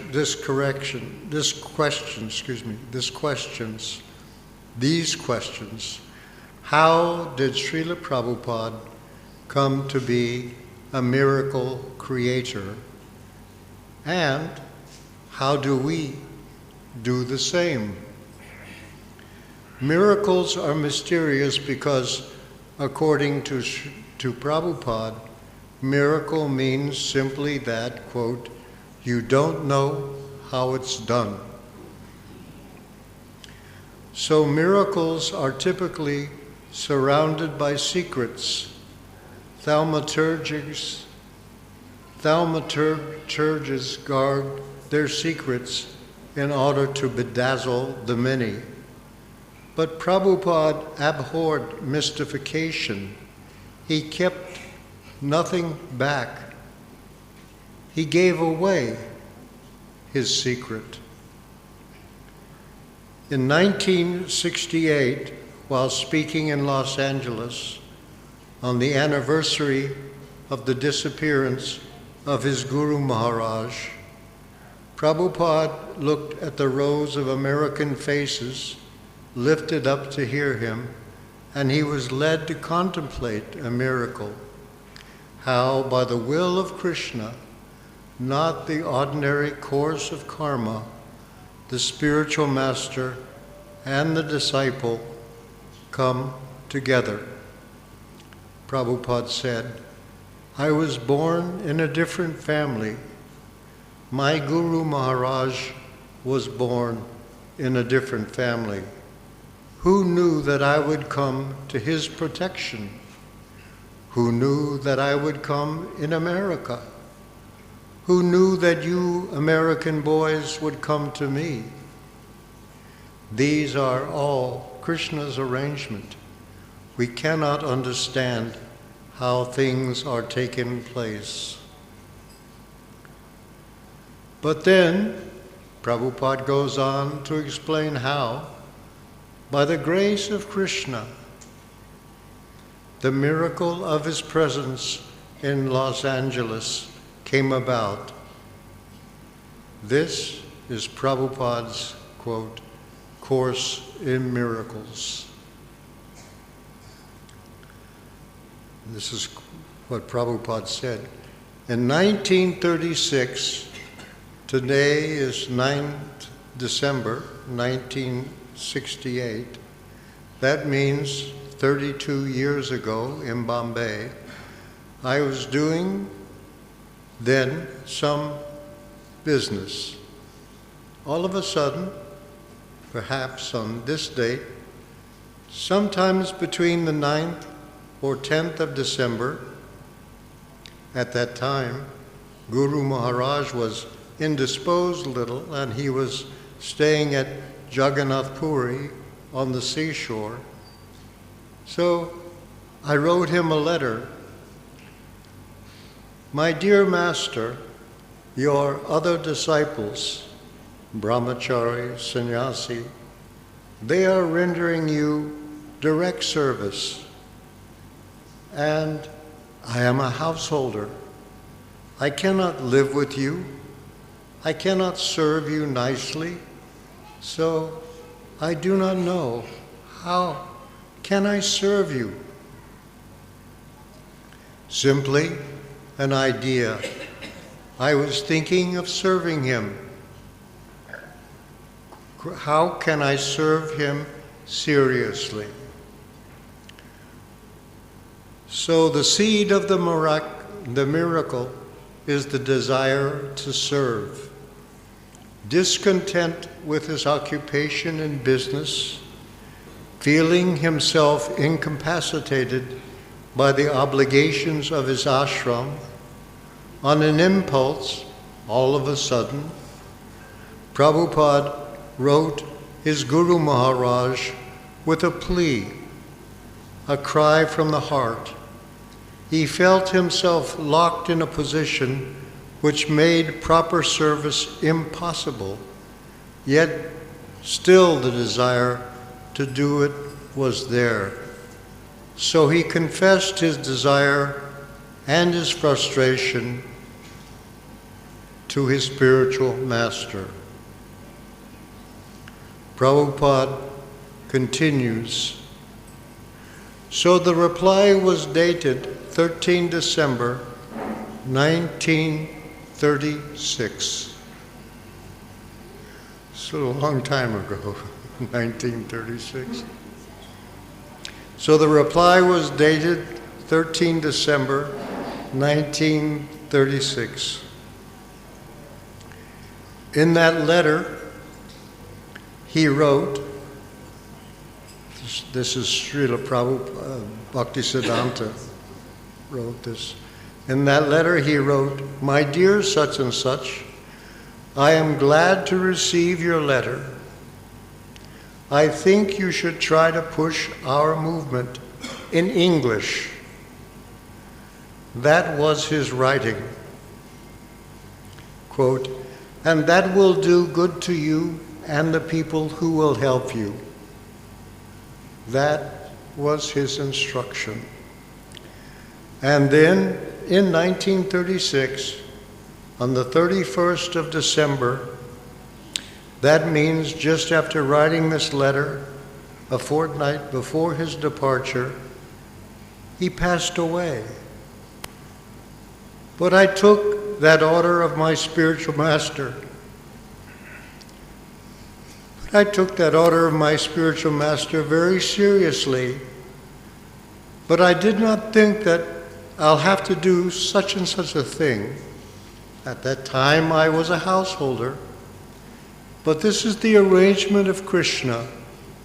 If we strictly try to serve the spiritual master, his order, then Krishna will give us all facilities. That is the secret. Although there was no possibility, I never thought. It was a startling and unexpected and incongruous and entirely improbable order. Prabhupada took it very seriously nonetheless, even though he could not envision any concrete circumstances in which it could be realized.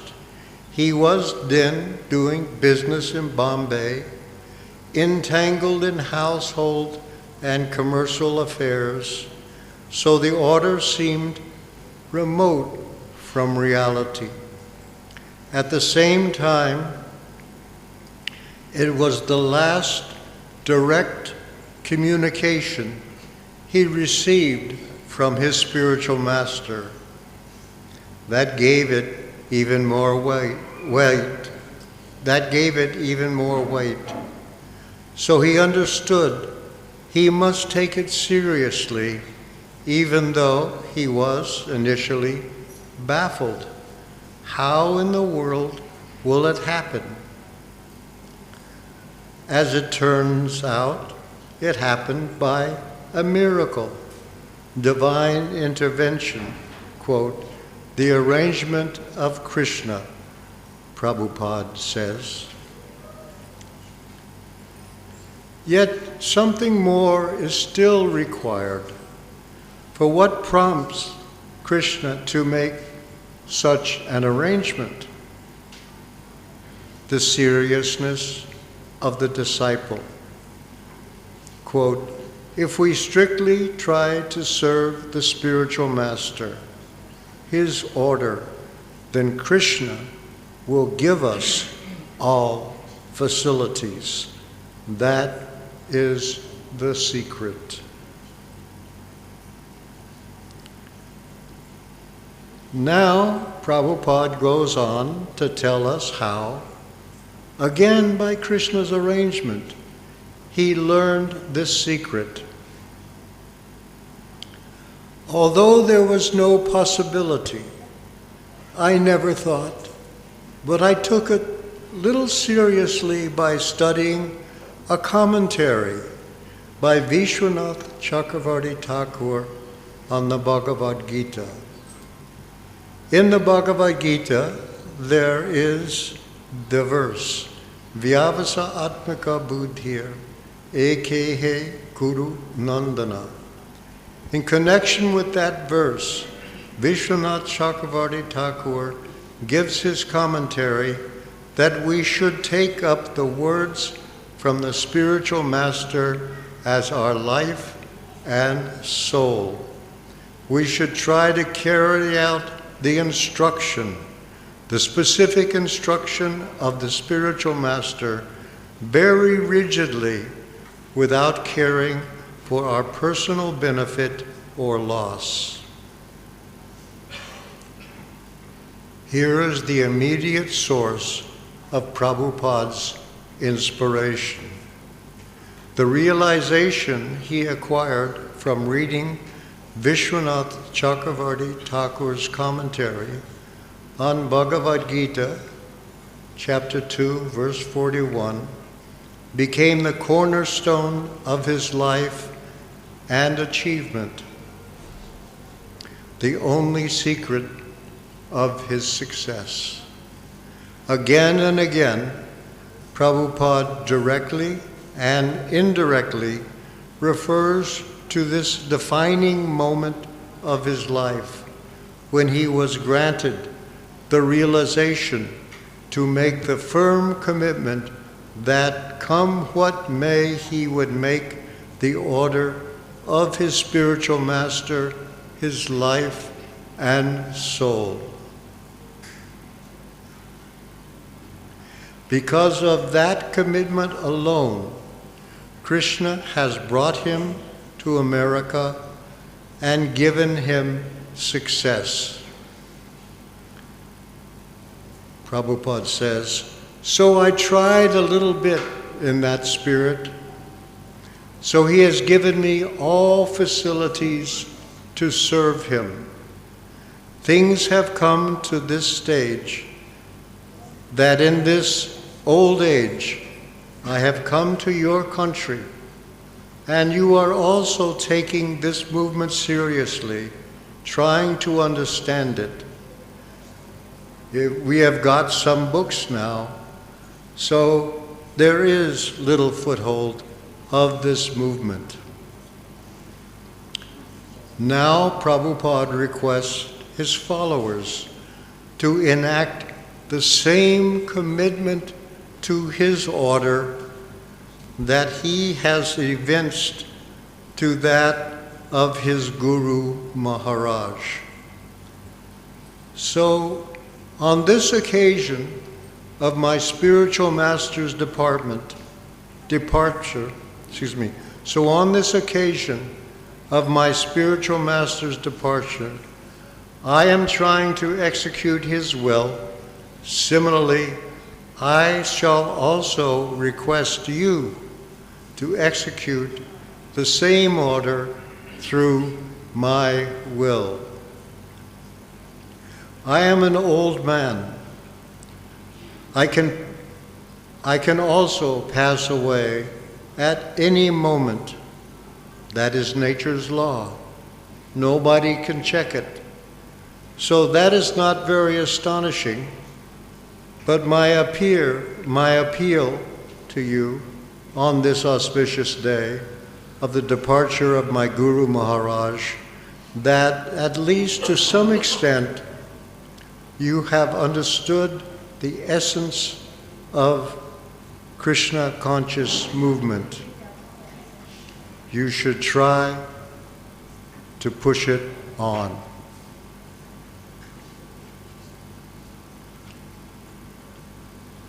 Quote, execute his will is a play on words. The expression means, of course, to carry out the order of someone, but it is also the formal legal term to refer to the process by which a person's assets legally become those of his heirs. By his commitment to execute Bhaktisiddhanta Saraswati's will, Srila Prabhupada inherited from him his specific potency to spread Krishna consciousness. On this occasion, Srila Prabhupada is now making his will. Quote, I shall also request you to execute the same order through my will. I am an old man. By his will, Prabhupada has made us his heirs. He gives us the instructions which, if we accept them as our life and soul, will transfer to us the same potency to make people devotees of Krishna. What specifically are those instructions? Prabhupada is very clear. At least to some extent, you have understood the essence of Krishna consciousness movement. You should try to push it on. People are suffering from want of this consciousness. As we daily pray about devotees, Vanchakalpatrubhyascha Sindhubhyevacha Patitanam Pavanebhyo Vaishnavebhyo Namo Namaha. A Vaishnava, or devotee of Lord, his life is dedicated for the benefit of the people. You know, most of you belong to a Christian community, how Lord Jesus Christ, he said that for your sinful activities, he has sacrificed himself. That is the determination of devotee of the Lord.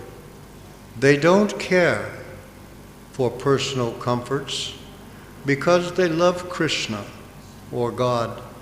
Therefore, they love all living entities because all living entities are in relationship with Krishna. So similarly, you should learn This Krishna consciousness movement means to become Vaishnava and feel for the suffering humanity. I'm going to read that sentence again. This Krishna consciousness movement means to become Vaishnava and feel for the suffering humanity. And what does, quote, feel for suffering humanity, close quote, concretely mean? So to feel for the suffering humanity, there are different angles of vision. Somebody is thinking of the suffering of the humanity from the bodily conception of life. Somebody is trying to open a hospital to give relief to the diseased condition. Somebody is trying to distribute foodstuff in poverty-stricken countries or places. These things are certainly very nice, but actually, suffering of the humanity is due to lack of Krishna consciousness. These bodily sufferings, they are temporary. Neither they can be checked by the laws of nature. Suppose you give some distribution of foodstuff in some poverty-stricken country. That does not mean that this helps make solution of the whole problem. The real beneficial work is to invoke every person to Krishna consciousness. In short, Prabhupada's order to all of us is, become a Vaishnava yourself and make other people Vaishnavas. Not all of us have received some specific tailor-made order from our spiritual master, and we may feel that we have failed to receive the spiritual master's gift, that we may have been left out of his will. That is not so. Here Prabhupada very clearly delivers his order to every one of us. It has two parts. One, we should become Krishna conscious, and two, we should give Krishna consciousness to others.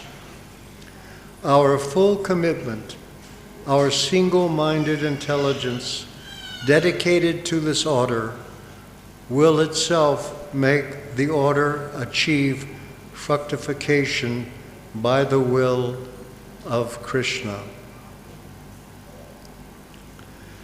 In a lecture on Srimad Bhagavatam 1-11, given in Vrindavan on October 22nd, 1972, Prabhupada again refers to Vishwanath Chakravarti Thakur's commentary on Bhagavad Gita, chapter 2, text 41. Prabhupada begins by telling us we should act so that we will attract Krishna's attention. How to do that? The answer, serve Krishna by following his representative, the spiritual master. Anyone who does that thereby becomes himself a representative of Krishna. And how is that? One simply has to transmit the message of Krishna without any adulteration. This leads Prabhupada to cite Chaitanya Charitamrita, Madhya 7, 128. So I'm quoting this.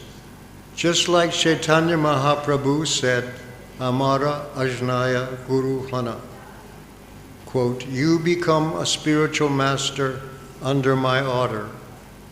So if you carry out the order of Chaitanya Mahaprabhu, Krishna, then you become Guru, Amara Ajnai Guru Hana. Unfortunately, we do not wish to carry out order of the acharyas.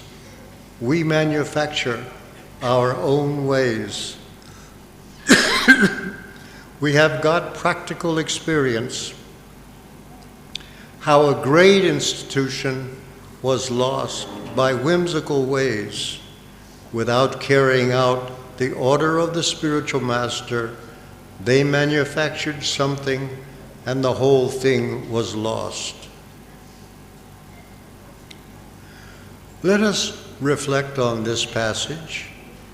Here Prabhupada cites Amar Anjanaya Guru Hana as conveying the essential qualification for being a spiritual master, to obey the order of the acharyas.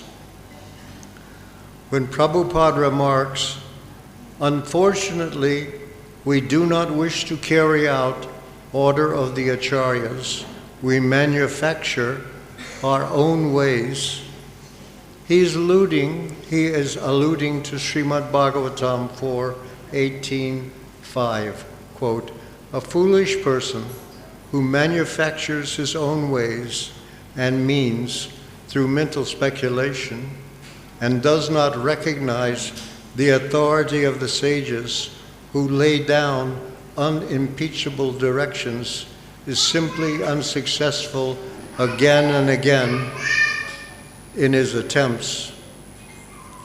To illustrate the failure that attends disobedience to the order of the Acharya, Prabhupada then refers to the breakup of the Gaudiya Math.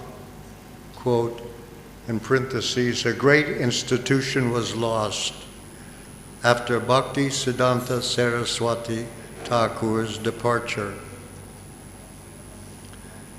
As we have seen in his lecture on the anniversary of Bhakti Siddhanta Saraswati Thakur's departure, Prabhupada has invoked Vishwanath Chakravarti's direction as the key to his success. Now he will go on to cite the neglect of that same direction in explaining the failure of other disciples of his Guru Maharaj.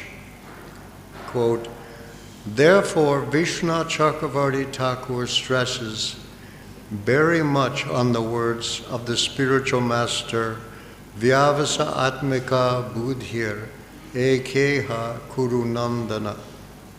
If you stick to the order of the spiritual master without caring for your own convenience or inconvenience, then you become perfect.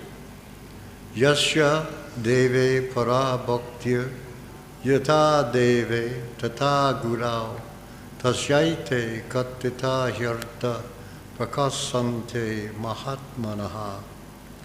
This is the confirmation of all authorities.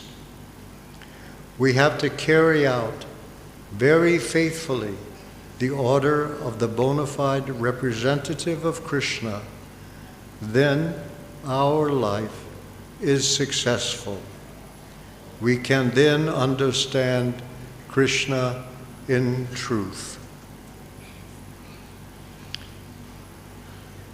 In the above passage, Prabhupada alludes to Srimad Bhagavatam 4:18-5 itself. In his purport to the text, Srila Prabhupada brings Vishwanath Chakravarti Thakur's direction and Chaitanya Mahaprabhu's together in a way that further elucidates the potency of strictly following the spiritual master's order. Prabhupada says, at the present moment, it has become fashionable to disobey the unimpeachable directions given by the acharyas and the liberated souls of the past. Presently, people are so fallen that they cannot distinguish between a liberated soul and a conditioned soul. A conditioned soul is hampered by 4 defects. He is sure to commit mistakes. is sure to become illusioned. He has a tendency to cheat others, and his senses are imperfect. Consequently, we have to take direction from liberated persons. Prabhupada is going to tell us how to discriminate between a liberated and a conditioned soul, so that we can know from whom we should take directions. In fact, he tells us that ISKCON is guided by Krishna through such liberated souls. Quote, "This Krishna conscious movement directly receives instructions from the Supreme Personality of Godhead via persons who are strictly following His, capital H, instructions." I'll read it again. This Krishna consciousness movement directly receives instructions from the Supreme Personality of Godhead via persons who are strictly following His instructions.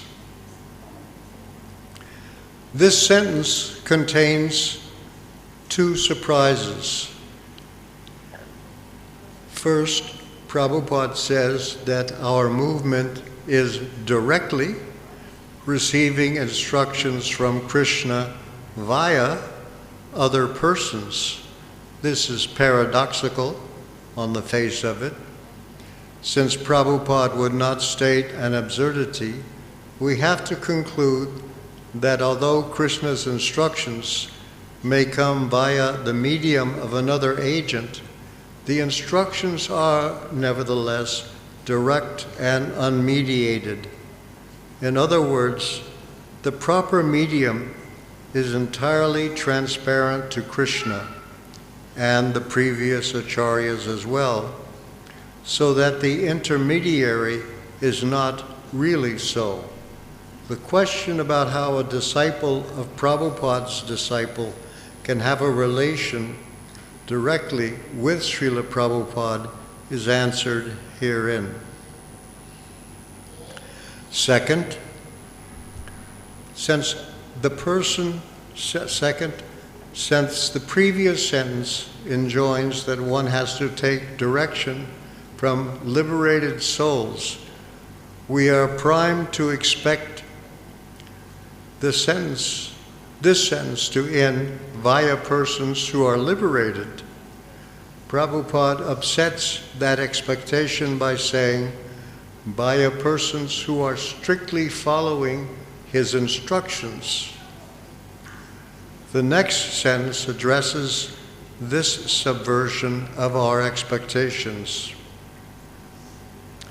Quote, "Although a follower may not be a liberated person, if he follows the Supreme Liberated Personality of Godhead, his actions are naturally liberated from the contamination of the material nature. Lord Chaitanya therefore says, quote, "By my order, you may become a spiritual master." One may become a spiritual master by having full faith in the transcendental words of the Supreme Personality of Godhead and by following his instructions. It is a clumsy error to interpret this passage as implying that a bona fide spiritual master may be a conditioned soul. Rather, the passage tells us what liberated effectively means. It means to strictly follow the orders of the spiritual master. Prabhupada makes this even clearer in his purport to Srimad Bhagavatam 4:20, Canto 4, text 20, chapter 20, text 13, a verse that quotes the orders given to Prithu Maharaj directly by Lord Vishnu. Prabhupada remarks, one has to execute the order of Lord Vishnu, whether receiving it directly from him or from his bona fide representative, the spiritual master. Arjuna fought the battle of Kurukshetra under the direct order of the Supreme Personality of Godhead, Krishna. Similarly, here, Prithu Maharaj is also being given orders by Lord Vishnu regarding the execution of his duty. We have to stick to the principles stated in the Bhagavad Gita, Vyasa Atmika Buddhi. Every man's duty is to receive orders from Lord Krishna or from his bona fide representative and take these orders as his life and soul without personal consideration. Srila Vishwanath Chakravarti Thakur states that one should not care very much whether he is going to be liberated or not, but he should simply execute the direct order received from the spiritual master. If one sticks to the principle of abiding by the order of the spiritual master, he will always remain in a liberated position. That's the end of the Bhagavatam quotation. Our concern should therefore be single. Stick to the order of the spiritual master. That principle is sufficient of itself to answer the questions of securing liberation and direct guidance from the Lord. Prabhupada makes this point with equal directness in his purport to Srimad Bhagavatam, Canto 4, Text 24,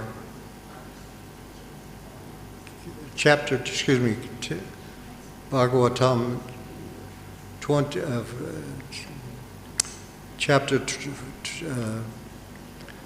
Text 24, Canto 20, Chapter 4, I'm getting tired. Yeah, Text 20, Canto 24, Text 15. Prabhupada writes, this is the secret of success. After being initiated and receiving the orders of the spiritual master, the disciple should unhesitatingly think about the instructions or the orders of the spiritual master and should not allow himself to be disturbed by anything else. This is also the verdict of Srila Vishwanath Chakravarti Thakur, who, while explaining a verse of Bhagavad Gita, Vyasa Atmika Buddhir Ekehe Kurunandana, Bhagavad Gita 2:41, points out that the order of the spiritual master is the life substance of the disciple. The disciple should not consider whether he is going back home, back to Godhead. His first business should be to execute the order of his spiritual master. Thus, a disciple should always meditate on the order of the spiritual master, and that is the perfectional meditation. Not only should he meditate upon that order, but he should find the means by which he can perfectly worship and execute it. If we look back at Prabhupada's various presentations of Vishwanath Chakravarti's understanding of Vyasa Atmika Buddhi, we find that the instruction that we should simply fix our entire attention on the spiritual master's order and forget all personal considerations becomes explicated in greater and greater depth. Quote, we should try to carry out the instruction, the specific instruction of the spiritual master very rigidly without caring for our personal benefit or loss.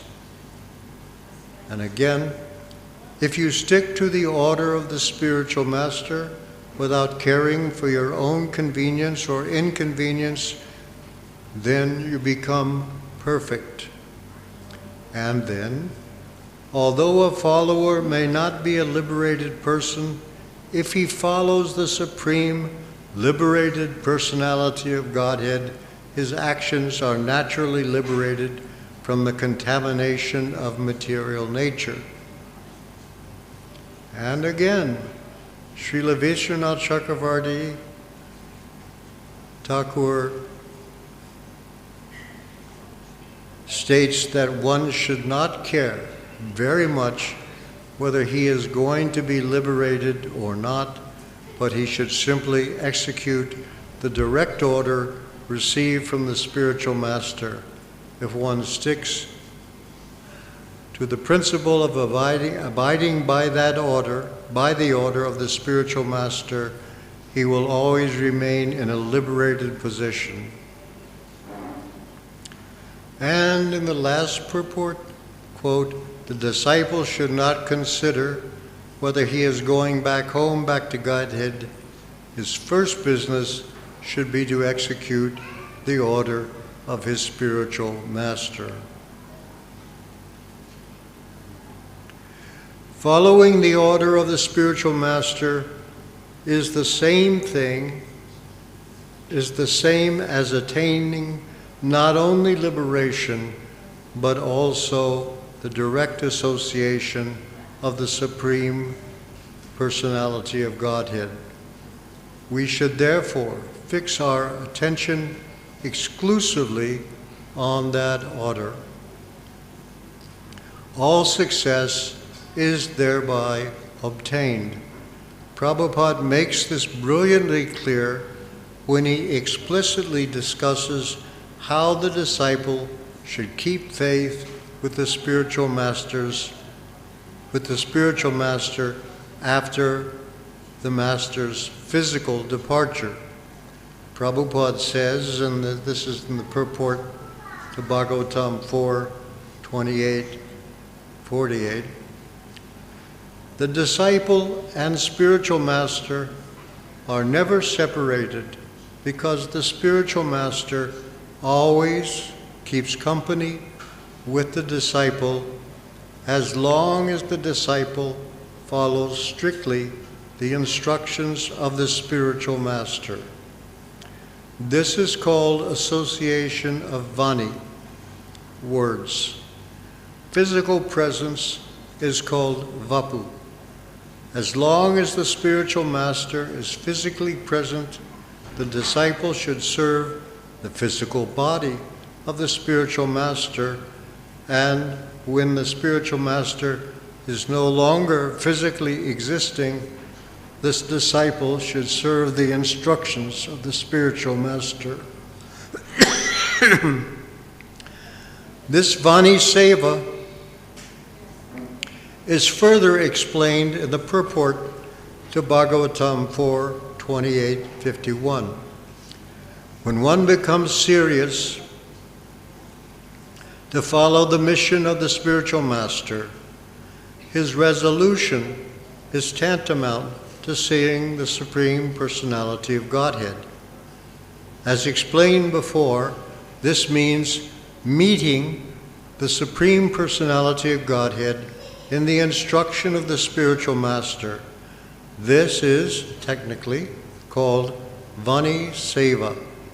Srila Vishwanath Chakravarti Thakur states in his Bhagavad Gita commentary on the verse Vyavasa Atmika Buddhir Ekehe Kurunandana that one should serve the words of the spiritual master. The disciple must stick to whatever the spiritual master orders, Simply by following on that line, one sees the Supreme Personality of Godhead. Prabhupada goes on to say that there may be different ways of associating with the personality of Godhead. Nonetheless, he continues, if one sticks to the principles enunciated by the spiritual master, somehow or other, he is in association with the Supreme Personality of Godhead. Since the Lord is in the heart, he can advise the sincere personality, he can advise the sincere disciple from within. This is confirmed in the Bhagavad Gita 10:10, Tesham satata yuktanam bhajatam pratipurvakam tadami buddhi yogantam yenamam upayanti te. To those who are constantly devoted and worshipping me with love, I give the understanding by which they can come to me. In conclusion, if a disciple is sincere, if a disciple is serious to execute the mission of the spiritual master, he immediately associates with the Supreme Personality of Godhead by Vani or Vapu. This is the only secret of success in seeing the Supreme Personality of Godhead. Instead of being eager to see the Lord in some bush of Vrindavan, while at the same time engaging in sense gratification, if one sticks to the principle of following the words of the spiritual master, he will see the Supreme Lord without difficulty. Srila Bilvamangala Thakur has therefore said, Bhaktis Tvayi Stirataya Bhagavan Yadisyad Daivenana Palati Divya Kishora Murtihi Muktihi Swayam Mukuntanjali Sevate Sman Dharmata Karma Gataya Samaya Pratikshaha. Translation: if I am engaged in devotional service unto you, my dear Lord, then very easily can I perceive your presence everywhere. And as far as liberation is concerned, I think that liberation stands at my door with folded hands, waiting to see me. I think that liberation stands at my door with folded hands, waiting to serve me. And all material conveniences of dharma, religiosity, artha, economic development, and karma, sense gratification, stand with her. This is from Krishna Karnamrita 107. If one is highly advanced in devotional service, he will have no difficulty in seeing the Supreme Personality of Godhead. If one engages in the service of the spiritual master, he not only sees the Supreme Personality of Godhead, but attains liberation. As far as material conveniences are concerned, they automatically come, just as the maidservants of a queen follows the queen wherever she goes. Liberation is no problem for the pure devotee, and all material conveniences are simply awaiting him at all stages of life. In conclusion, it is our duty, we are so ordered on highest authority, to perpetuate the miracle of Srila Prabhupada, just as Prabhupada perpetuated the miracle of Bhaktisiddhanta Saraswati Thakur. Prabhupada has given us everything we need to do that patiently and clearly spelled out to us, quote, the only secret of success. Now let us resolve to take that priceless gift to heart, cherish it, and nurture it. Let us make His order our life and soul, and let us live our lives solely for the sake of others. We owe this to Prabhupada for what he has done for us. Thank you.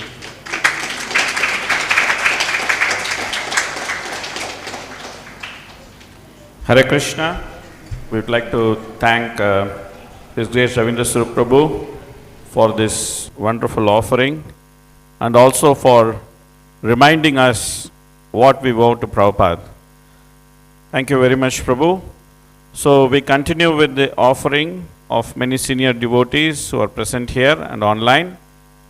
So considering the time, it's already 1:30, 1:26 to be precise. So I would very humbly request devotees to keep their offerings short and sweet so that we can give opportunity for different devotees to speak. So now I would request His Grace Janashtami Prabhu to come forward and present his wonderful offering. So as he comes, I would like to add that His Grace Ravindra Prabhu was twice GBC chairman and he was GBC member for more than 30 years. So there's a very interesting incident of him as GBC chairman. I will share that incident after the offering of Janmashtami Prabhu. Haribol.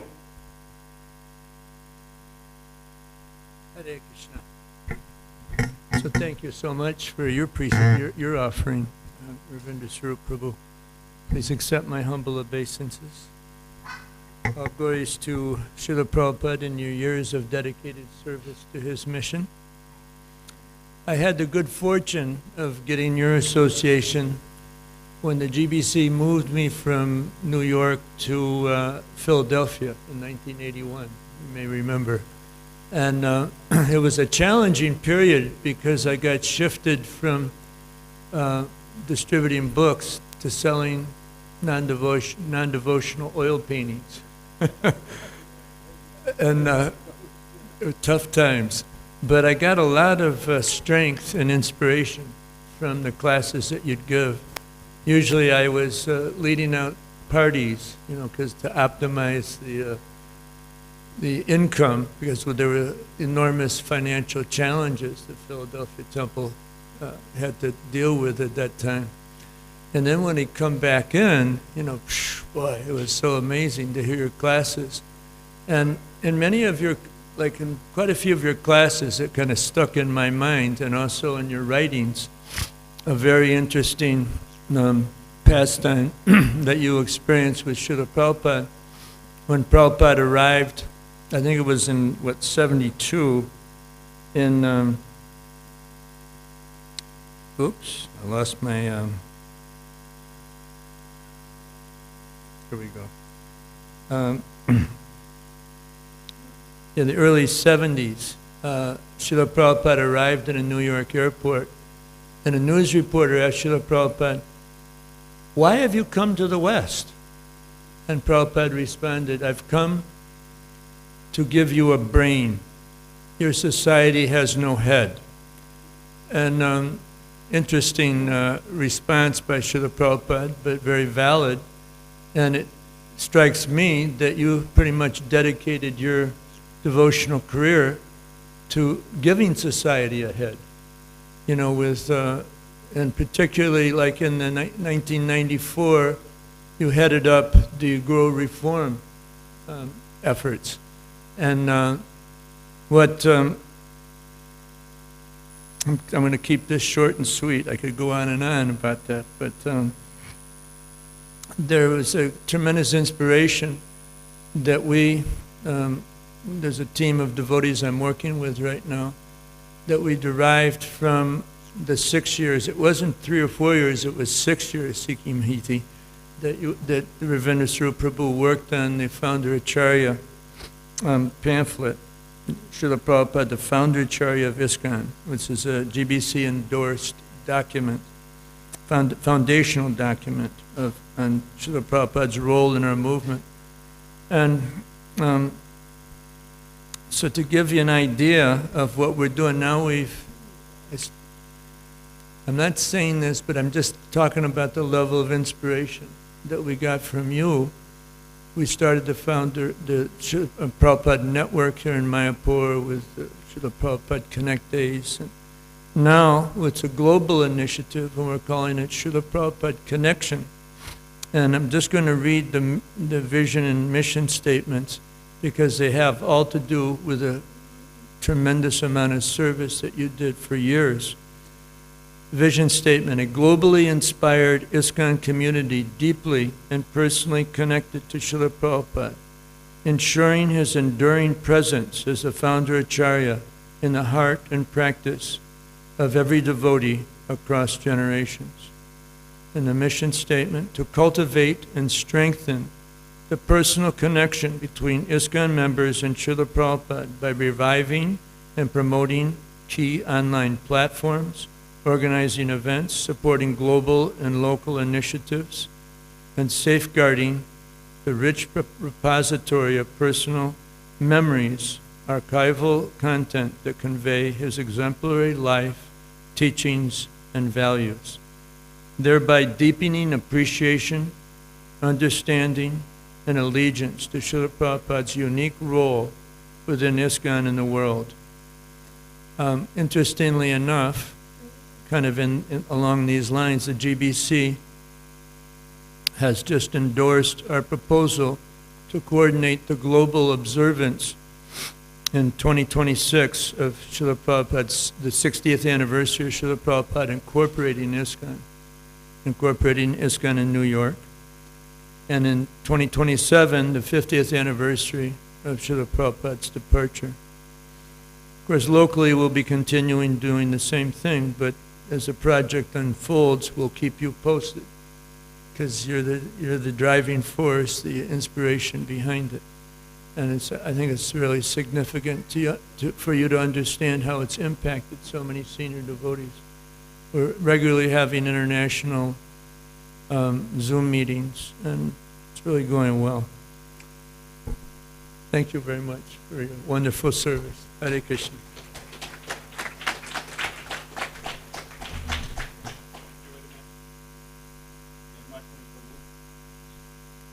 For keeping it short and sweet. So when Ravindra Svarupa Prabhu was the GBC chairman for the second time, he suggested to the GBC members that they all could go to Govardhan, sit for a month, and then chant 64 rounds for the purification of whole of ISKCON. But of course, many GBC members didn't have time.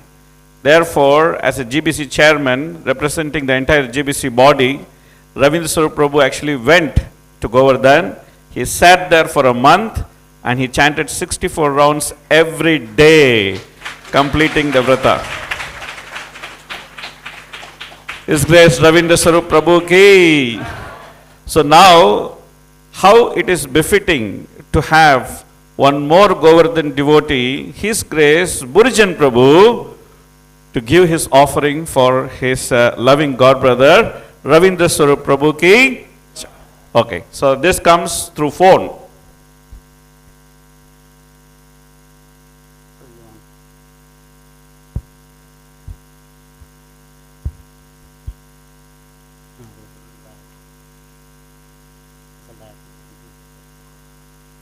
To give his offering for.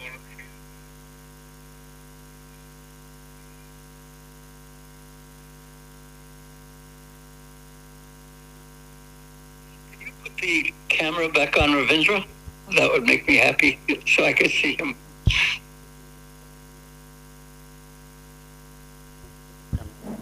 Can you do that?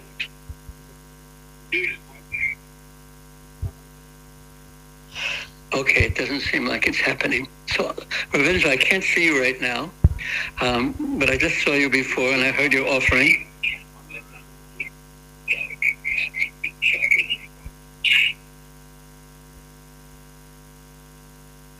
So this is what I wrote, a very simple offering, which is very suitable after hearing what you wrote.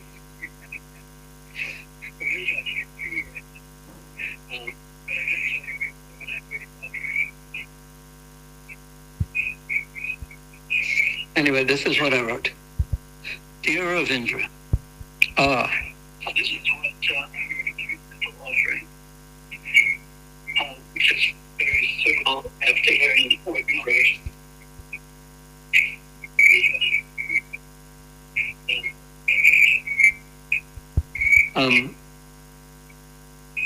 Computers. Anyway, this is what I wrote.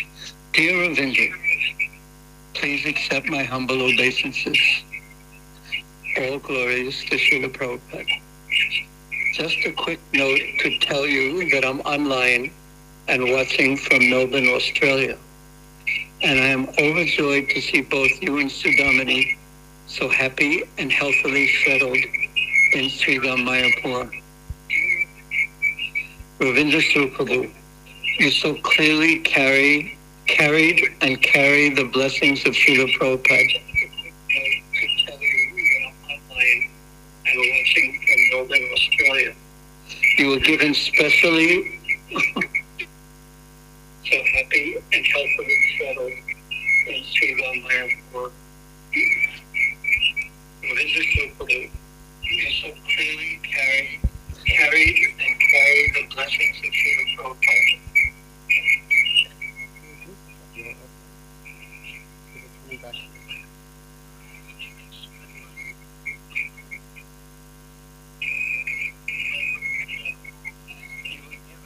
Special important missions to fulfill in Srila Prabhupada's service, and you perform them with bravery, grace, and as unselfish devotional offerings at the feet of Srila Prabhupada.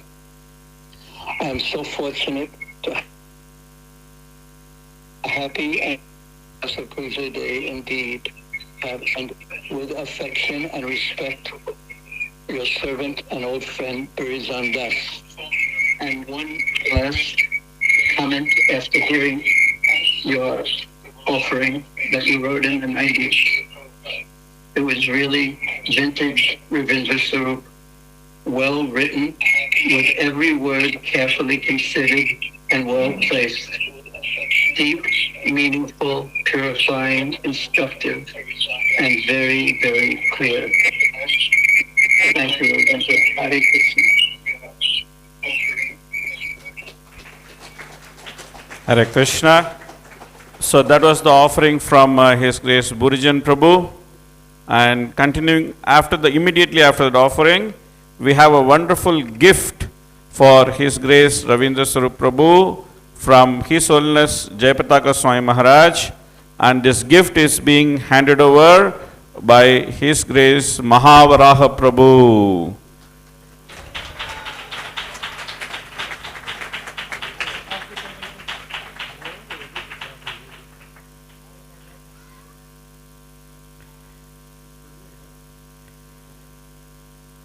So the gift is a nice book. I think it is a coffee table book of Narasimha, the God of Yoga. Narasimhadev Bhagwan ki. Okay. So we continue with our offerings.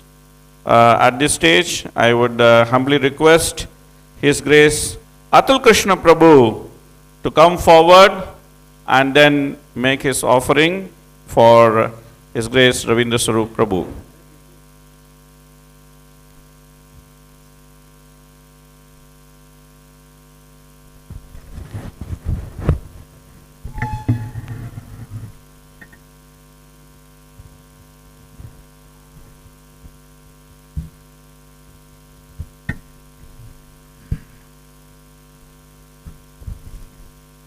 Mantra Guru ar Jota Shikha Gurugon Ta Chorane Age Kore Abandon Vancha kalpatrubhyashta kripa sindhubheva cha patitanam pavaneva vaishnaveva namo namaha. ISKCON educators worldwide immensely appreciate the achievements of Srila Ravindra Svarupa Prabhu in providing such theological brilliance and Brahminical leadership for many decades in our movement. As an early leader in ISKCON, Prabhu was recognized by and personally instructed and trained by Srila Prabhupada, and Prabhu's devotion to the lotus feet of His Divine Grace and his effervescent Srila Prabhupada consciousness endears him to all the Vaishnavas of ISKCON. Over the decades, Prabhu's many courses and seminars on Shastra, Gita Bhagavat, Chaitanya Charitamrita, were philosophically astute and embellished with Prabhu's unique wit and humor. I was fortunate to be a student of Prabhu 15 years ago when he taught the second canto of Bhakti Vaibhav course in the Mayapur Institute. As a result of his illuminating Shastric seminars and classes, Srila Ravindra Svarupa Prabhu has endeared himself to Lord Krishna. As Lord Krishna explains in Bhagavad Gita, Yai idam paramam guyam madbhakteshu abhidashiti. Those who explain my teachings to my devotees, bhaktim mayi param kritva. They are performing the highest level of devotional practice, mami varshashi ashanshaya, and certainly will attain me without fail. Prabhu played a heroic role in the Guru Reform movement of the late 1980s and early 1990s, which established the multi-Guru environment, which we currently experience in ISKCON and will remain for generations to come. Prabhu served in the GBC for decades and enriched the movement's leaders with his wisdom and insight. Instrumental in clarifying the position of Srila Prabhupada as the founder Acharya of ISKCON with his seminars and GBC foundational document publication. When Ravindra Svarupa Prabhu was serving on the GBC Guru Services Committee, it was my honor to be able to work with Prabhu in the classroom in creating the ISKCON Disciples course, which has had a significant impact on discipleship in ISKCON in present and will do so for many, many generations to come. The residents of Mayapur Dham are charmed by Ravindra Svarupa Prabhu's decision to remain here in Mayapur Dham eternally, and we're very much inspired by his association. Thank you very much. Srila Ravindra Svarupa Prabhu's Shubha Vyasa Puja Mahamahotsava Baki Jai. Jai. So a very sweet offering from one educator to another. Thank you very much, Atul Krishna Prabhu. So you will be interested to know that Ravindra Svarupa Prabhu has written more than 100 articles about ISKCON and different topics in ISKCON, all the different topics which are important for ISKCON movement. He has written more than 100 articles. His articles can be read from his website, rsdasa.com. Anybody who is interested, you can go to his website and you can read his articles. Now, continuing with the offerings, we would like to call upon Jai Gaur Sundar Prabhu to present his offering to His Grace Ravindra Svarupa Prabhu.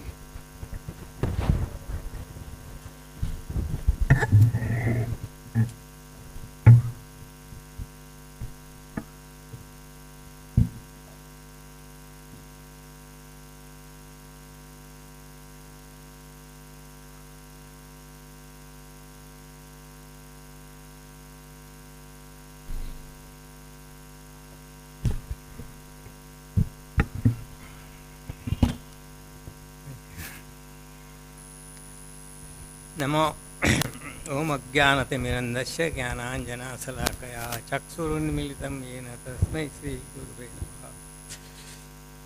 नमो विष्णुपादाय कृष्णप्रेष्ठाय भूतले श्रीमते भक्तिवेदान्त स्वामी नीति नामिने नमस्ते सारस्वते देवे गौरवाणी प्रचारिणे निर्विशेष शून्यवादी पाश्चात्य देशताय।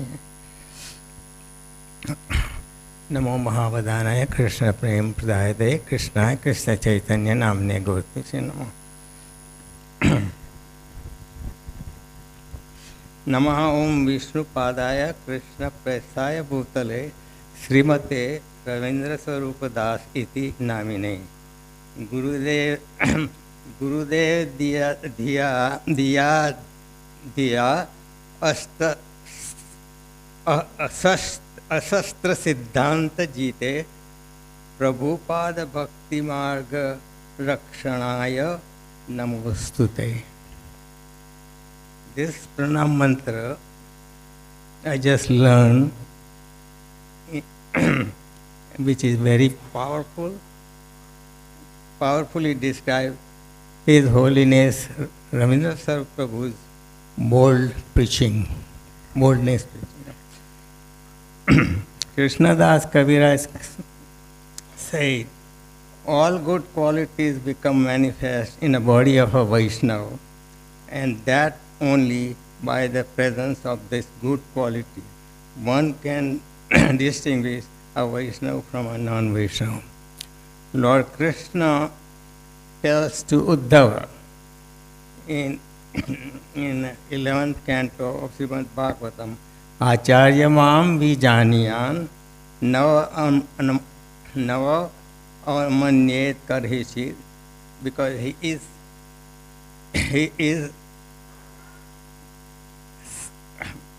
Sarva Deva Moyo Guru. Because all of the demigods and their exalted qualities become manifest in the body of one who has developed unalloyed devotion for the Supreme Personality of Godhead. All these qualities I have observed during my encounters with His grace over a period of time.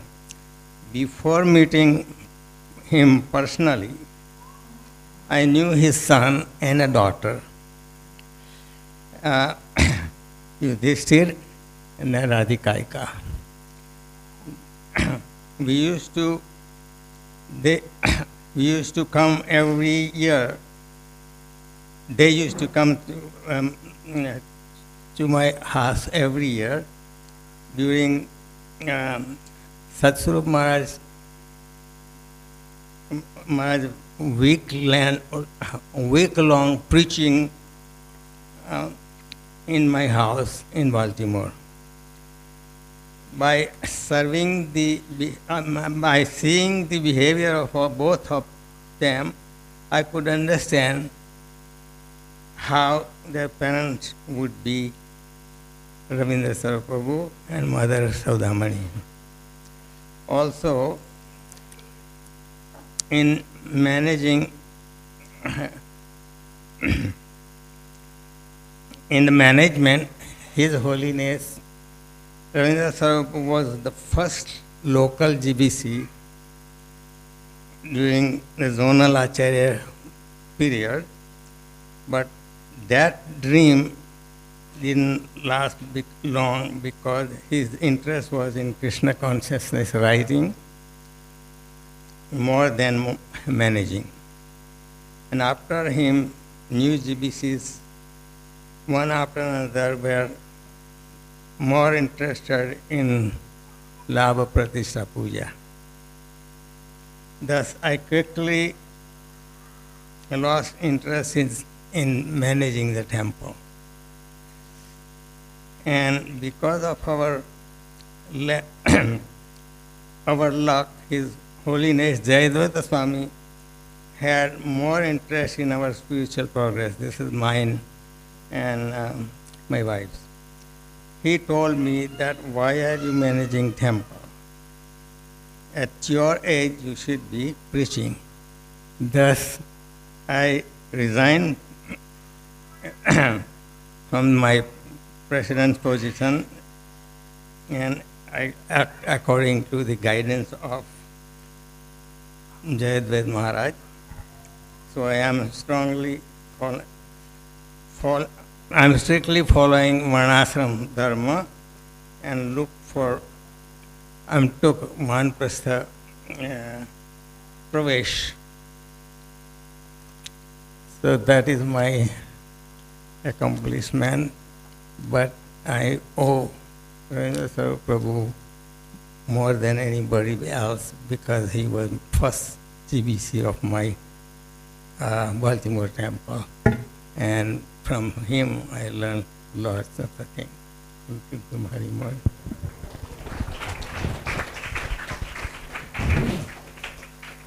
Hare Krishna. Thank you, Jai Gaurasundar Prabhu, for keeping it short and sweet.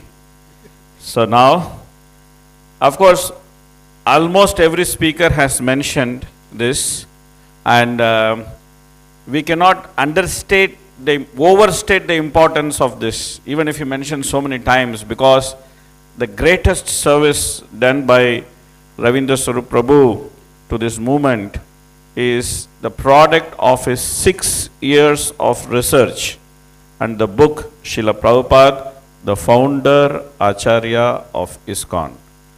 So for generations together, we will ever be indebted to Ravindra Swarupa Prabhu for this monumental work and for establishing for once for all the principle of the founder Acharya. Thank you very much, Ravindra Swarupa Prabhu, for this work. His Grace Ravindra Swarupa Prabhu ki. Okay, now we invite Vasishtha Prabhu to give his offering for His Grace Ravindra Swarupa Prabhu.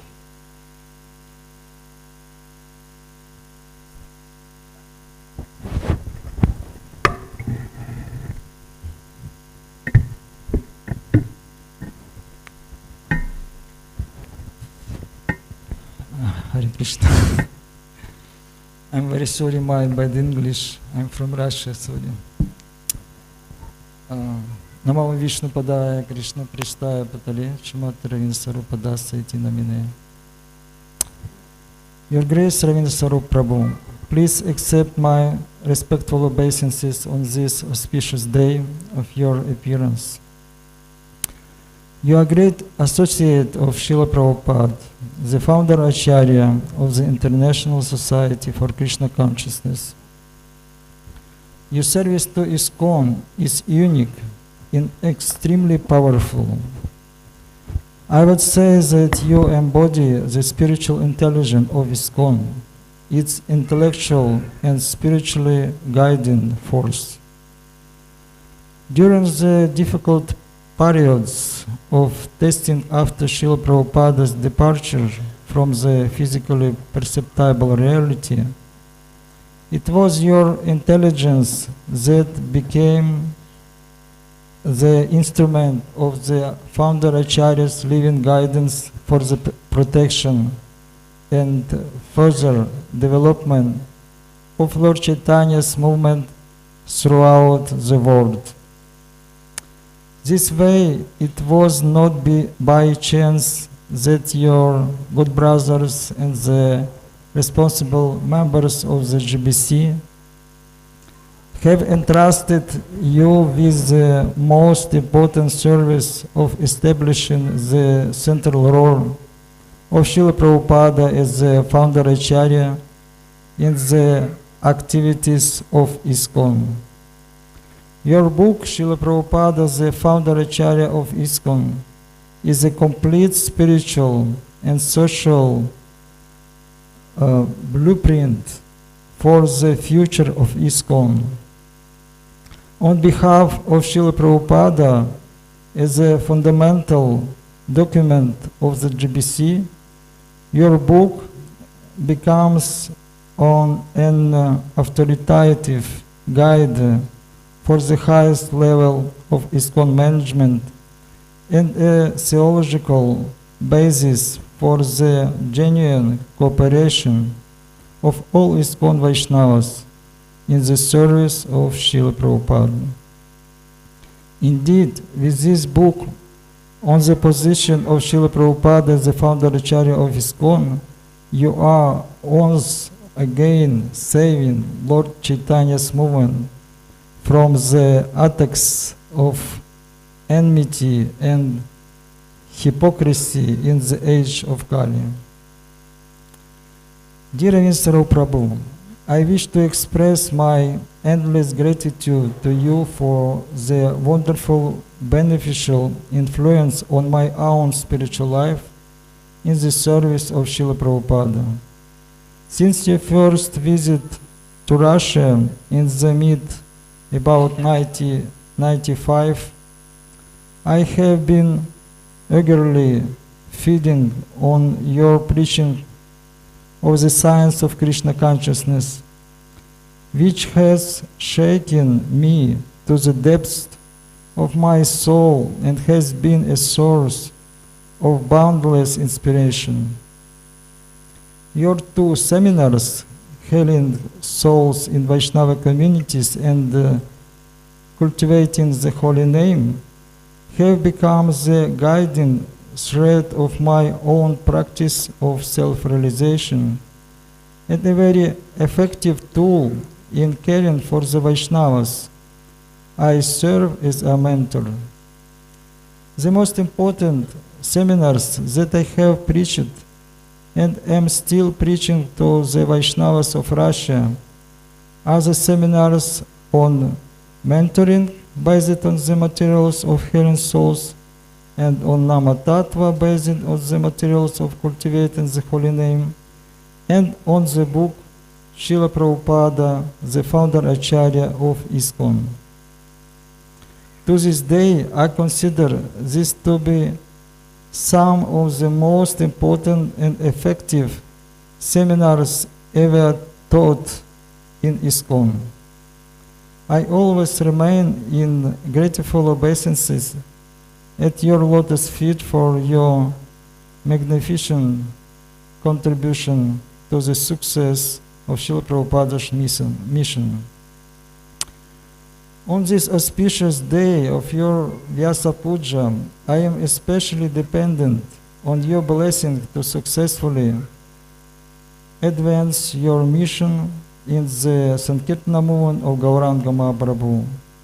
I am very much desirous of being of service to you in the service of Srila Prabhupada, confidently and carefully following in your footsteps, furthering your success until the final establishment of Sankirtana Yagya all over the world, trying to become your faithful servant, Vaspuja Das.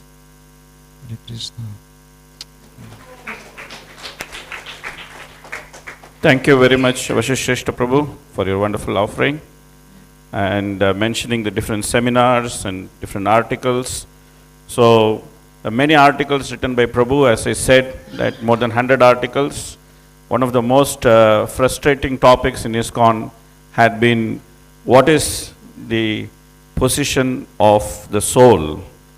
Prabhu took this topic head on and he wrote a wonderful article on this, on conceiving the inconceivable, some principles in understanding the origin of the conditioned soul. This was written in 1995. So those who want to research on this topic would definitely go and read this article. So now continuing with the series of offerings, I would request His Grace Achintya Chaitanya Prabhu to come forward and give his offering.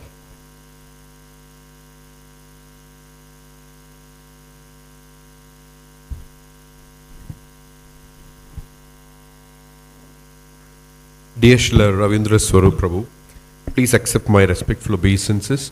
All glories to Srila Prabhupada and his serious followers. It's a privilege and honor to present this Vyasa Puja offering to you in your presence during this auspicious occasion of your 81st appearance day. During the GBC meetings earlier this year, Badrinaran Maharaj shared a poignant insight that has remained with me. Ravindra Svarupa Prabhu saved ISKCON during its darkest hour. He was referring, of course, to the crisis of 1987, but the truth of that statement echoes across decades. The statement was both weighty and precise.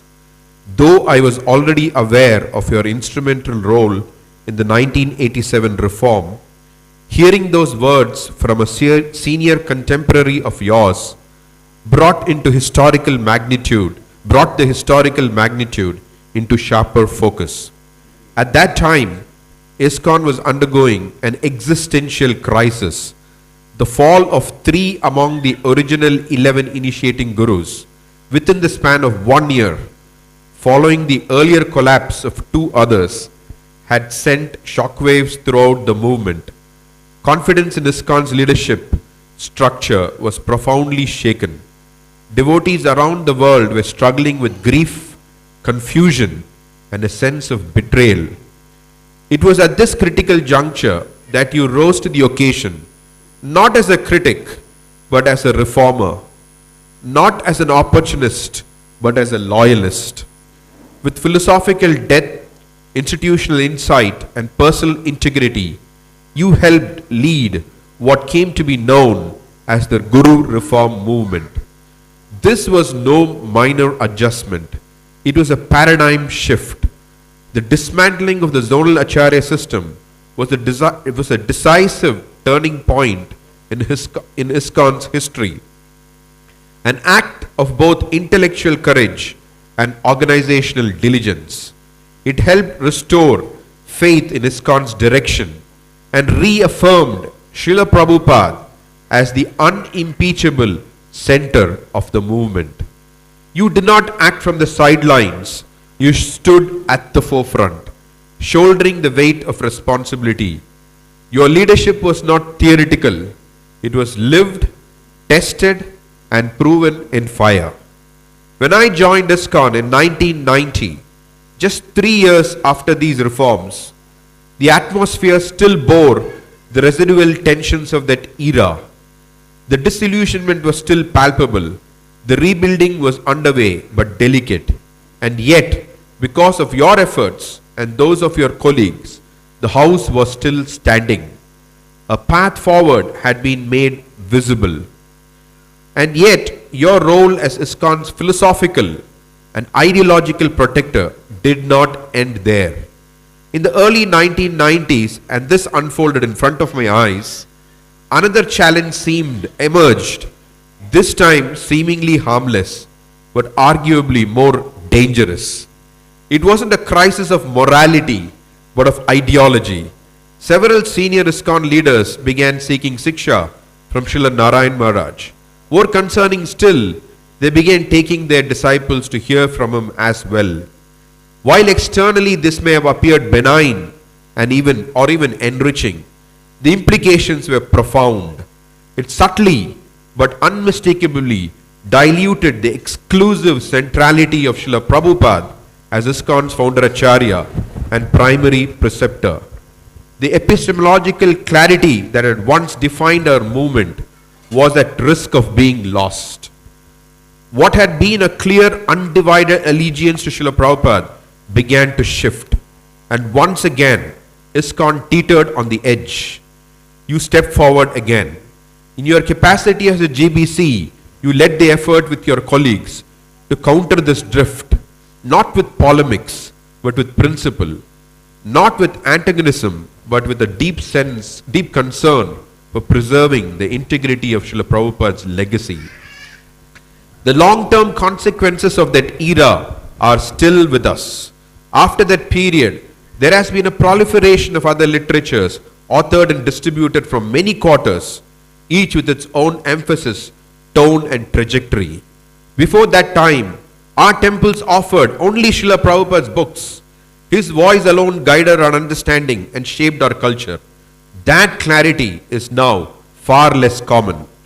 Where one Srila Prabhupada's words were the undisputed cornerstone of our spiritual nourishment, where his voice alone nourished the movement, where his vision alone set the parameters of our discourse, today many of our devotees are raised in an unending Kumbh Mela diluted by too many voices, too many philosophies, and too little alignment with our founder Acharya's mood and mission. but in you, Prabhu, we see what fidelity to Srila Prabhupada looks like, what it costs and what it achieves. Your life is not just an offering of scholarship and leadership. It is an offering of loyalty, an offering of protection, an offering of love. Love expressed in the deepest and most authentic way by refusing to compromise Srila Prabhupada's legacy even when it was inconvenient, uncomfortable or dangerous to do so. Theologically and institutionally, you have consistently stood for Srila Prabhupada's unequivocal centrality. You have shown us repeatedly that fidelity to Srila Prabhupada is not a nostalgic sentiment, but a living, rigorous discipline, a commitment requiring discernment, courage, and at times even confrontation. On this auspicious day of your Vyasa Puja, I wish to honor not just your achievements, but the principles by which you have lived. Loyalty without compromise, leadership without arrogance, and scholarship without vanity. I offer you my deepest respect and gratitude. You have stood in the breach for us more than once, and because of your service, the house that Srila Prabhupada built still stands. Your insignificant servitor, Achintya Chaitanya.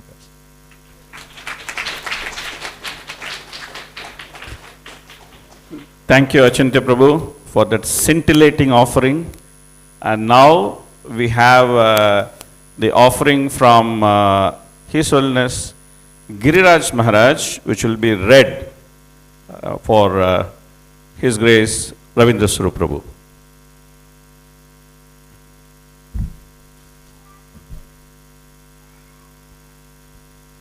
Almost done. So this is an offering from His Holiness Giriraj Maharaj. He writes, "My dear Ravindra Svarupa Prabhu, please accept my humble obeisances. All glories to Srila Prabhupada. On this occasion, I wish to express some of my appreciation and gratitude for you. I always looked forward to reading your Vyasa Puja offerings to Srila Prabhupada, and your paper, The Position of Srila Prabhupada, was a brilliant, masterful presentation. I felt purified and chastened by it. I think every ISKCON devotee should read it. I also feel blessed by your visits to my ashram in Carpinteria, California, during which you enlivened and enlightened me and the other devotees with your learned devotional discourses. And I relished our japa walks together by the beach. I pray that Lord Krishna will give you many years of good health so that I and others can benefit from your invaluable association on the planet. Hare Krishna, may this find you well in all respects. Your eternal servant, Giriraj Swami." Hare Bol. After that sweet exchange from one God brother to another, we have the final offering of the day, which will be given by Her Grace Shiromani Mataji. And following that will be the Guru Puja and flower offering.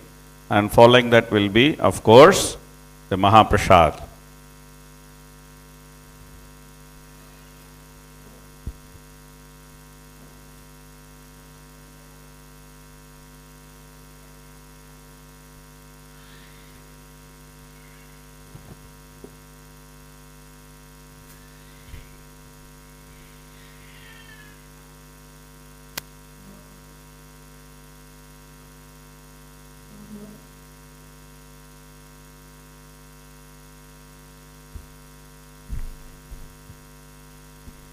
Dear Guru Maharaj, please accept my respectful obeisances. All glories to your divine grace. All glories to Srila Prabhupada. It has been over a year since you moved to Dham Mayapur, and I'm still finding it hard to believe that you are here and also that you are our neighbor. I'm very grateful for both these priceless blessings. Even though I'm not able to take much of your personal association due to my other family commitments, I eagerly look forward to being able to render any service to you whenever needed, and also the Wednesday readings. Usually it is service related to your health where I'm able to render more Vapu Seva. Of course, I always wish you very good health, but I do relish being able to serve you in this way medically. You had very kindly referred to me as your doctor. For some time I was also your nurse. These titles are very endearing for me. Thank you. It is always pleasant and a blessing to see your smiling disposition whenever we encounter you, either on a morning walk or if we happen to come to your house for some service. It seems you're always blissful in Krishna consciousness and always have something to tell us when we meet you. Another memorable event for us is to go out on programs with you. It seems like a festival. We await as you get ready and come out of your room neatly dressed in an impeccable dhoti and kurta with a chadar and white socks. Achyuta then races ahead to take your shoes out of the cupboard and attentively do the rare, wonderful service of helping you slip on your shoes onto your lotus feet. I hope he realizes one day what great fortune he has to be able to touch your lotus feet, the lotus feet of a pure devotee, a strict follower and defender of Srila Prabhupada, a very brave and prominent soldier in Srila Prabhupada's army who has saved ISKCON again and again at perilous times. And then the festival continues as the children and others walk beside you or Mother Sudamini to the golf cart, awaiting to take you to the destination. I have noticed the moment devotees see you, even if they don't know you, spontaneously fold their palms out of respect for you, noticing your effulgent presence. Mother Sudamini likes how Madhav makes way amongst the crowd for you and her to walk. Again, I wish he would realize how these little services are great when done for great devotees such as yourselves. Another shining quality of yours which always strikes me is your humility, and you're always conscious of thanking us for the little things we may do. It's you we have to always thank, Guru Maharaj, for engaging us in your service and making us feel like we did something special by thanking us. And when devotees thank you for the incomparable service you have rendered to Srila Prabhupada and the movement and how it personally saved them, you reply by saying, I'm glad I could be of some service. This humility is something to learn from. A lamb at home and a lion in the chase. The other day when some very insistent and not very well behaved devotees came out of turn to take you for a program, you weren't prepared to go at that time. You gave in to their insistence, even though it caused you much discomfort. But you're the same personality who was ready to even physically fight the Ritviks who were selling Back to Prabhupada magazine at a Rath Yatra, as we saw in a video. Of course, by Krishna's interference, Shraddha came on time to avoid the unpleasant scene and didn't allow the devotees to take you when you didn't want to go at the time. You even mentioned later it was so bad. But you still gave in to the devotees' insistence because you didn't stand up for yourself. And how many times you have ferociously stood up for Srila Prabhupada. And Guru Maharaj, you're so brilliant. I think I say this in every Vyasa Puja. I don't know what superlative term to use for expressing how brilliant you are. When you read from your articles or papers written over the years, it first takes me a few days to just relish how brilliant you are, and then to relish how brilliantly you have presented the topic with no compromise on the way Srila Prabhupada presented Krishna consciousness and the principles he set. Your articles will be the law writings for the next 10,000 years for the intelligentsia who want to understand the movement in its entirety and immense clarity. Guru Maharaj, thank you so much for residing in Sri Dham Mayapur. I pray to also be able to reside here eternally and be able to continue rendering service to you, including cooking, being your doctor or nurse, or just a menial servant. Thank you for all your attention, affection, blessings to all of us here. I'm very glad that small children don't annoy you, Guru Maharaj. It's a relief to be able to bring small children to your place for blessings, and you always deal with them like an affectionate grandfather. It's with you the children want to hold their Rath Yatra with and cut their birthday cake with. Please forgive me for the offenses I may have committed, and I pray I don't commit anymore and be able to serve you purely with eagerness and determination.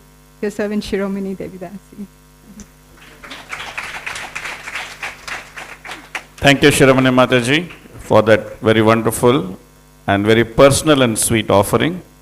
So we also have a very distinguished guest with us now, His Grace Janashtami Prabhu, who has come here to grace this occasion of the 81st Vyasa Puja of his dear godbrother, His Grace Ravindra Prabhu ki, His Grace Janashtami Prabhu ki.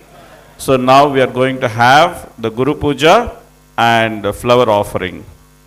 We can have the Guru Puja Kirtan. Devotees can come in a line. You are requested to come from this side. You can offer flower and you can go out this side. Please make a line and please come.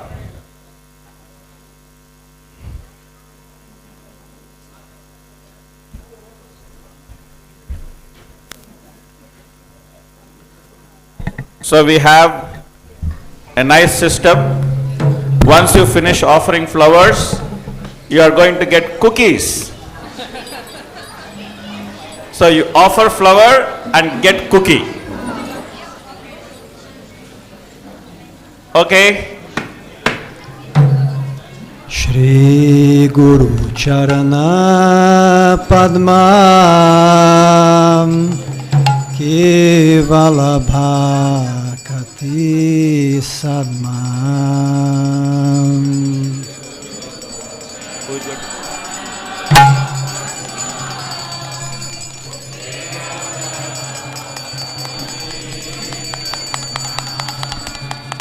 Shri Guru Charana Padma Kevala Bhakati Sadma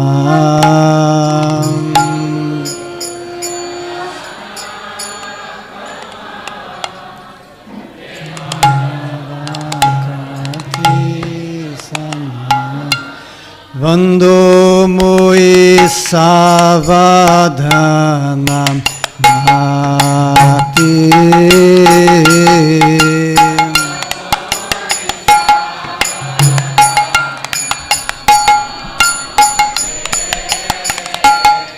Vando Mui Savadhanam Mati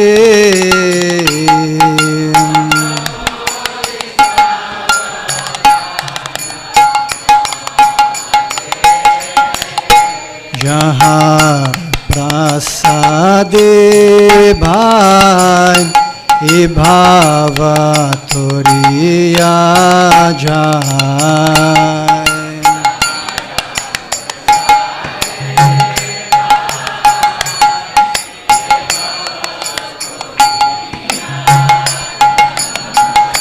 Krishna prapti ho jaha hoite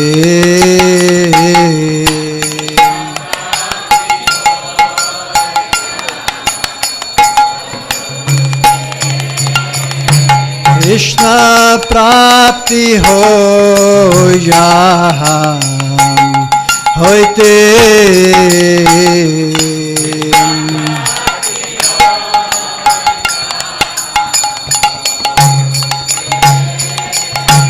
Guru Mukha Padma Vakya Chitte Te Koriya Kya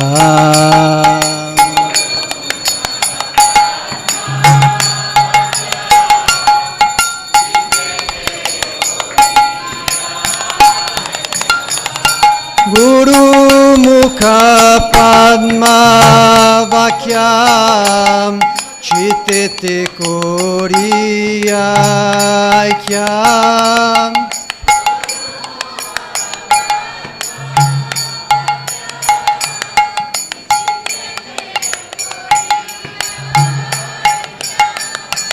Arna kori ho mani asha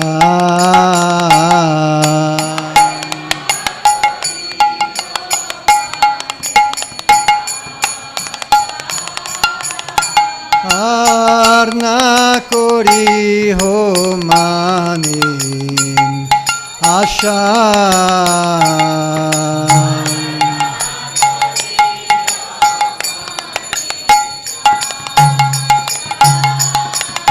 Shri Guru Charane Ratim Eshe Uttama Gatim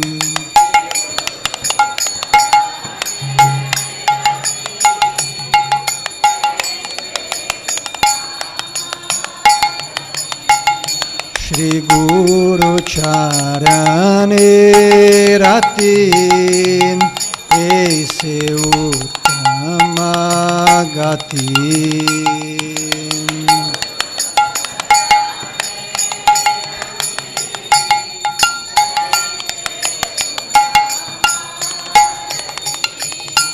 Ye prasade pure sarva asha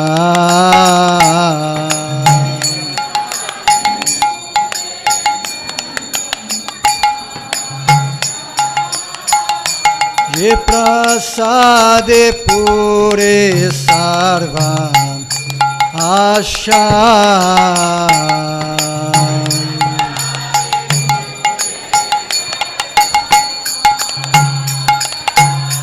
Chakudam dilo je janme janme Prabhu se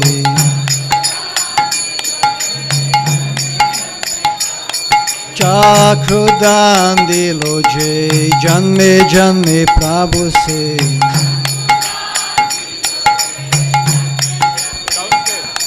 Divya Gyan Hride Prokashito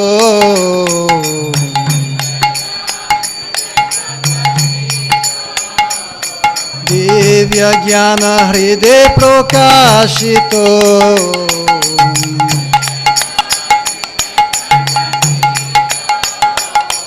Prema Bhakti Jaha Hoite Avidya Vinasha Jati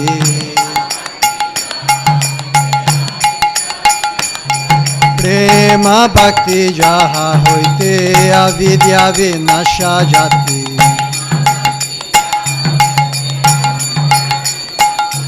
Vede gai jahara charito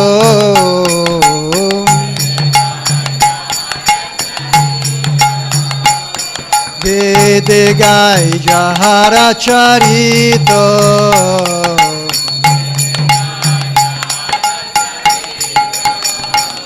Shri Guru Karuna Sindhu Adama Janara Bandhu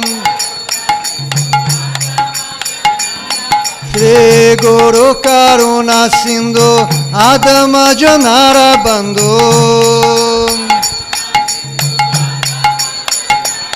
Shri Guru Karuna Sindhu Adama Janara Bandhu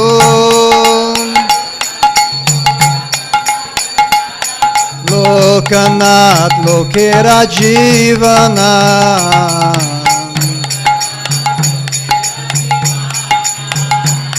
Lokanath Lokera Jivana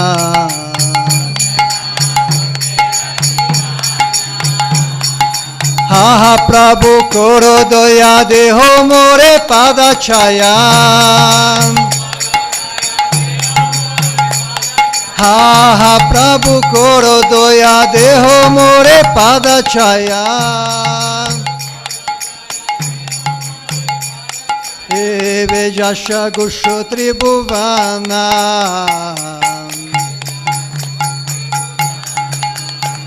Eve Jash Gusho Tribhuvana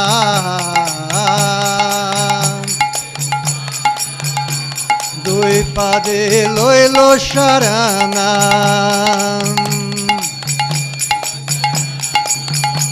Dui Pade Loilo Sharana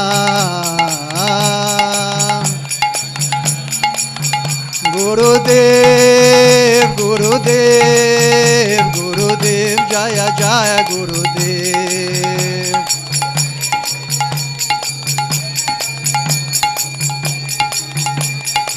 Jaya Jaya Jaya Gurudev Gurudev Gurudev Jaya Jaya Gurudev.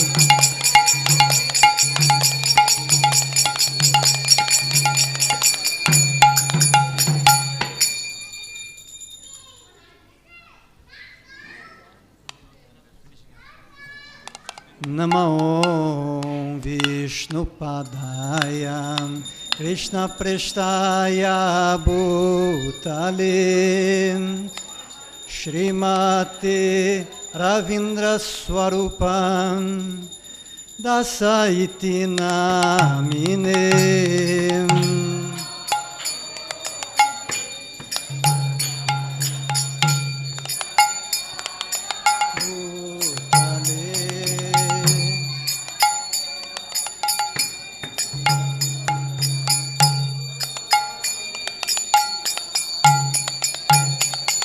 Namo Vishnu Padaya Krishna Preshtaya Bhutale Shrimate Bhakti Vedanta Swami Nitinamine.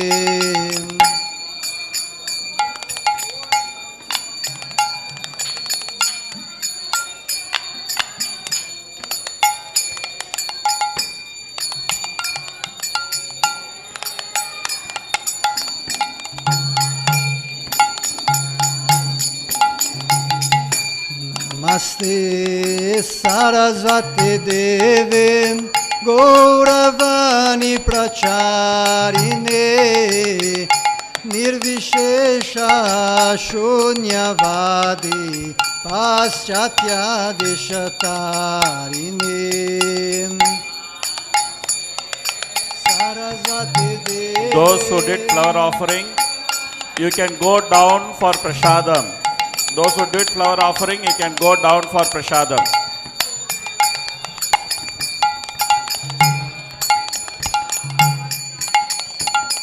Shri Krishna Chaitanya Prabhu Nityananda Shri Advaita Gadadhara Shri Vasadi Gaura Bhakta Vrinda.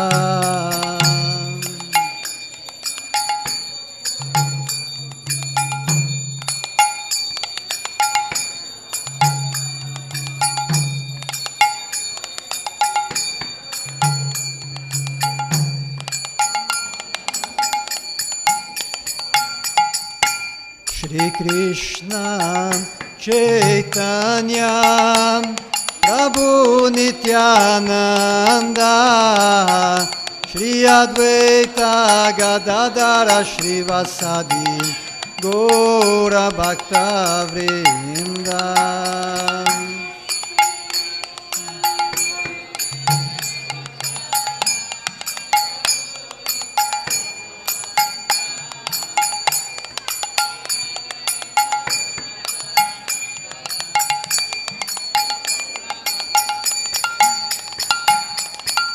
Shri Krishna Chaitanya Prabhu Nityananda Shri Advaita Gadadhara Shri Vasadi Gaura Bhakta Vrinda.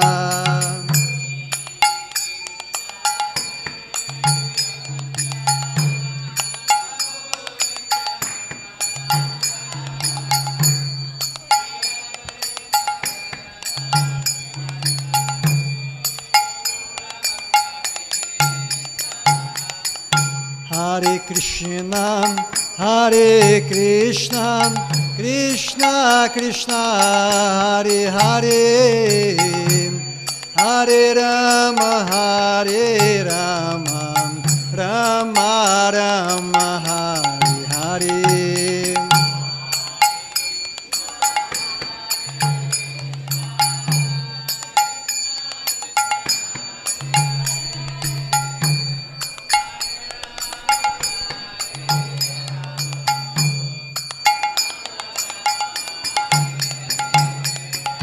Hare Krishna, Hare Krishna, Krishna Krishna Hare Hare Hare Rama Rama Rama Hare Hare.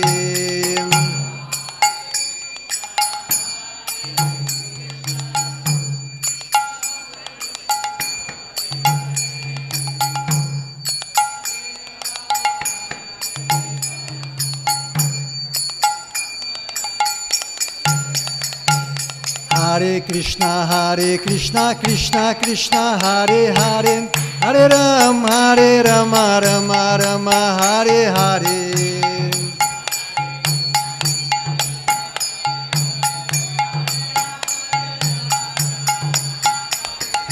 Hare Krishna Krishna Krishna Hare Hare Hare Rama Rama Rama Hare Hare.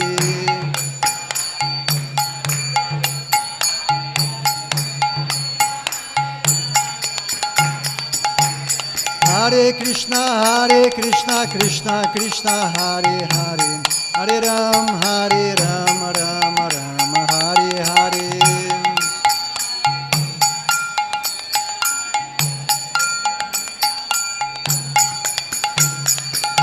Hare Krishna Krishna Krishna Hare Hare Hare Rama Rama Rama Hare Hare.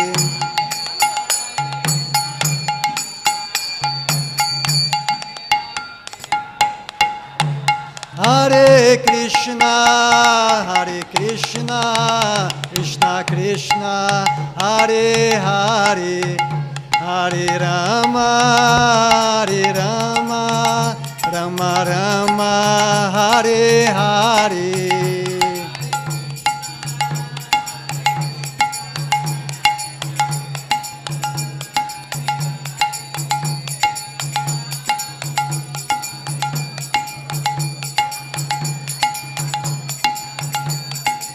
Jaya Gurudev, Jaya Gurudeva, Jaya Gurudeva, Jaya Gurudeva.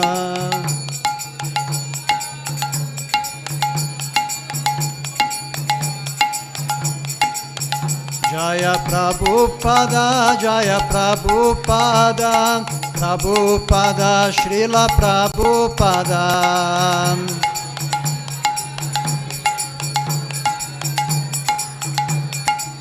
Nitai Gora Haribol, Haribol, Haribol, Nitai Gora Haribol.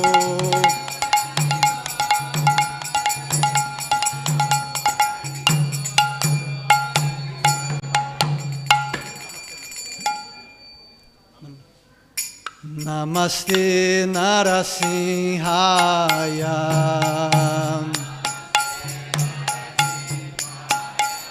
Pralada Lada Dayini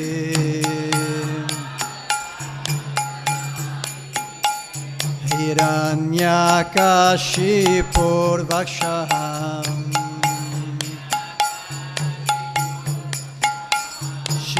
Shilatanka Nakalaye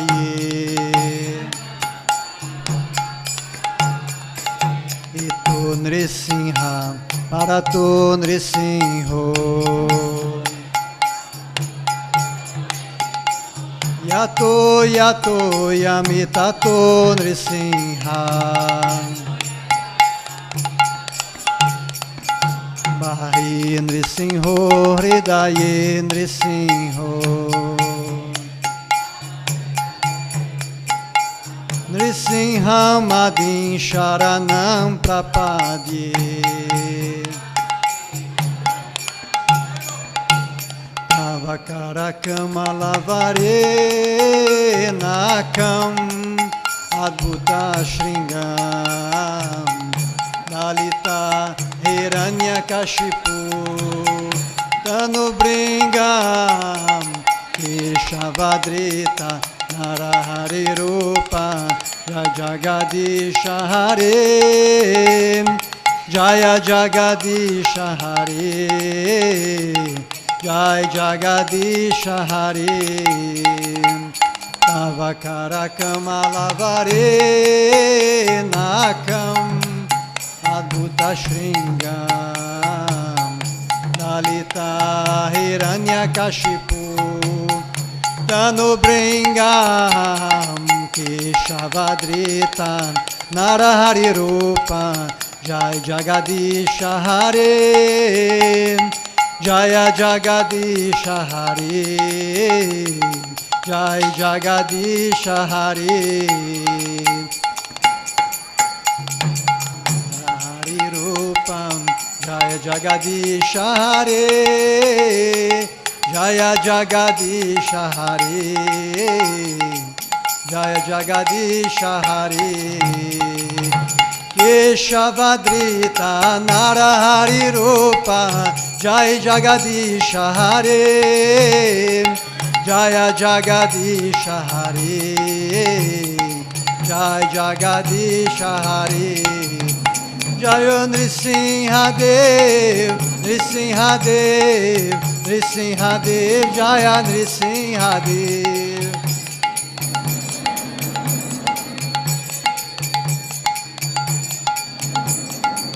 Jaya Prahlad Maharaj, Prahlad Maharaj, Prahlad Maharaj, Jaya Prahlad Maharaj.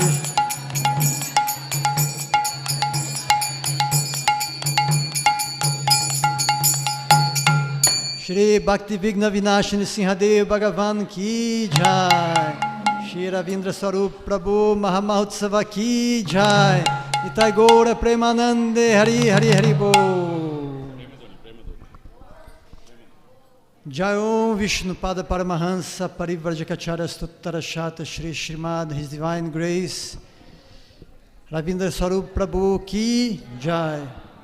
Jayom Vishnupada Paramahansa Parivrajacharya Stuttara Shata Shri Srimad Shila Bhaktisiddhanta Bhaktivedanta Swami Shila Prabhupada Ki Shila Bhaktisiddhanta Sarasvati Thakur Maharaj Ki Ananta Koti Vaishnava Vrinda Ki Jayom Vishnupada Paramahansa Namacharya Shila Haridas Thakur Ki Prem Se Kaho Shri Krishna Chaitanya Prabhu Nityananda Shri Advaita Gadadara Shri Vasadi Gaura Bhakta Vrinda Ki Shri Shirada Krishna Gopa Gopinata Shama Kundarada Kundagiri Govardhan Ki Shri Vrindavana Dham Ki Shri Mayapur Dham Ki Shri Jagannath Puri Dham Ki Ganga Mai Jamuna Mai Ki Bhakti Devi Tulasi Maharani Ki Samaveta Bhakta Vrinda Ki. All glories to the assembled devotees. All glories to the assembled devotees. All glories to the assembled devotees. All glories to Shri Shri Guru and Gauranga.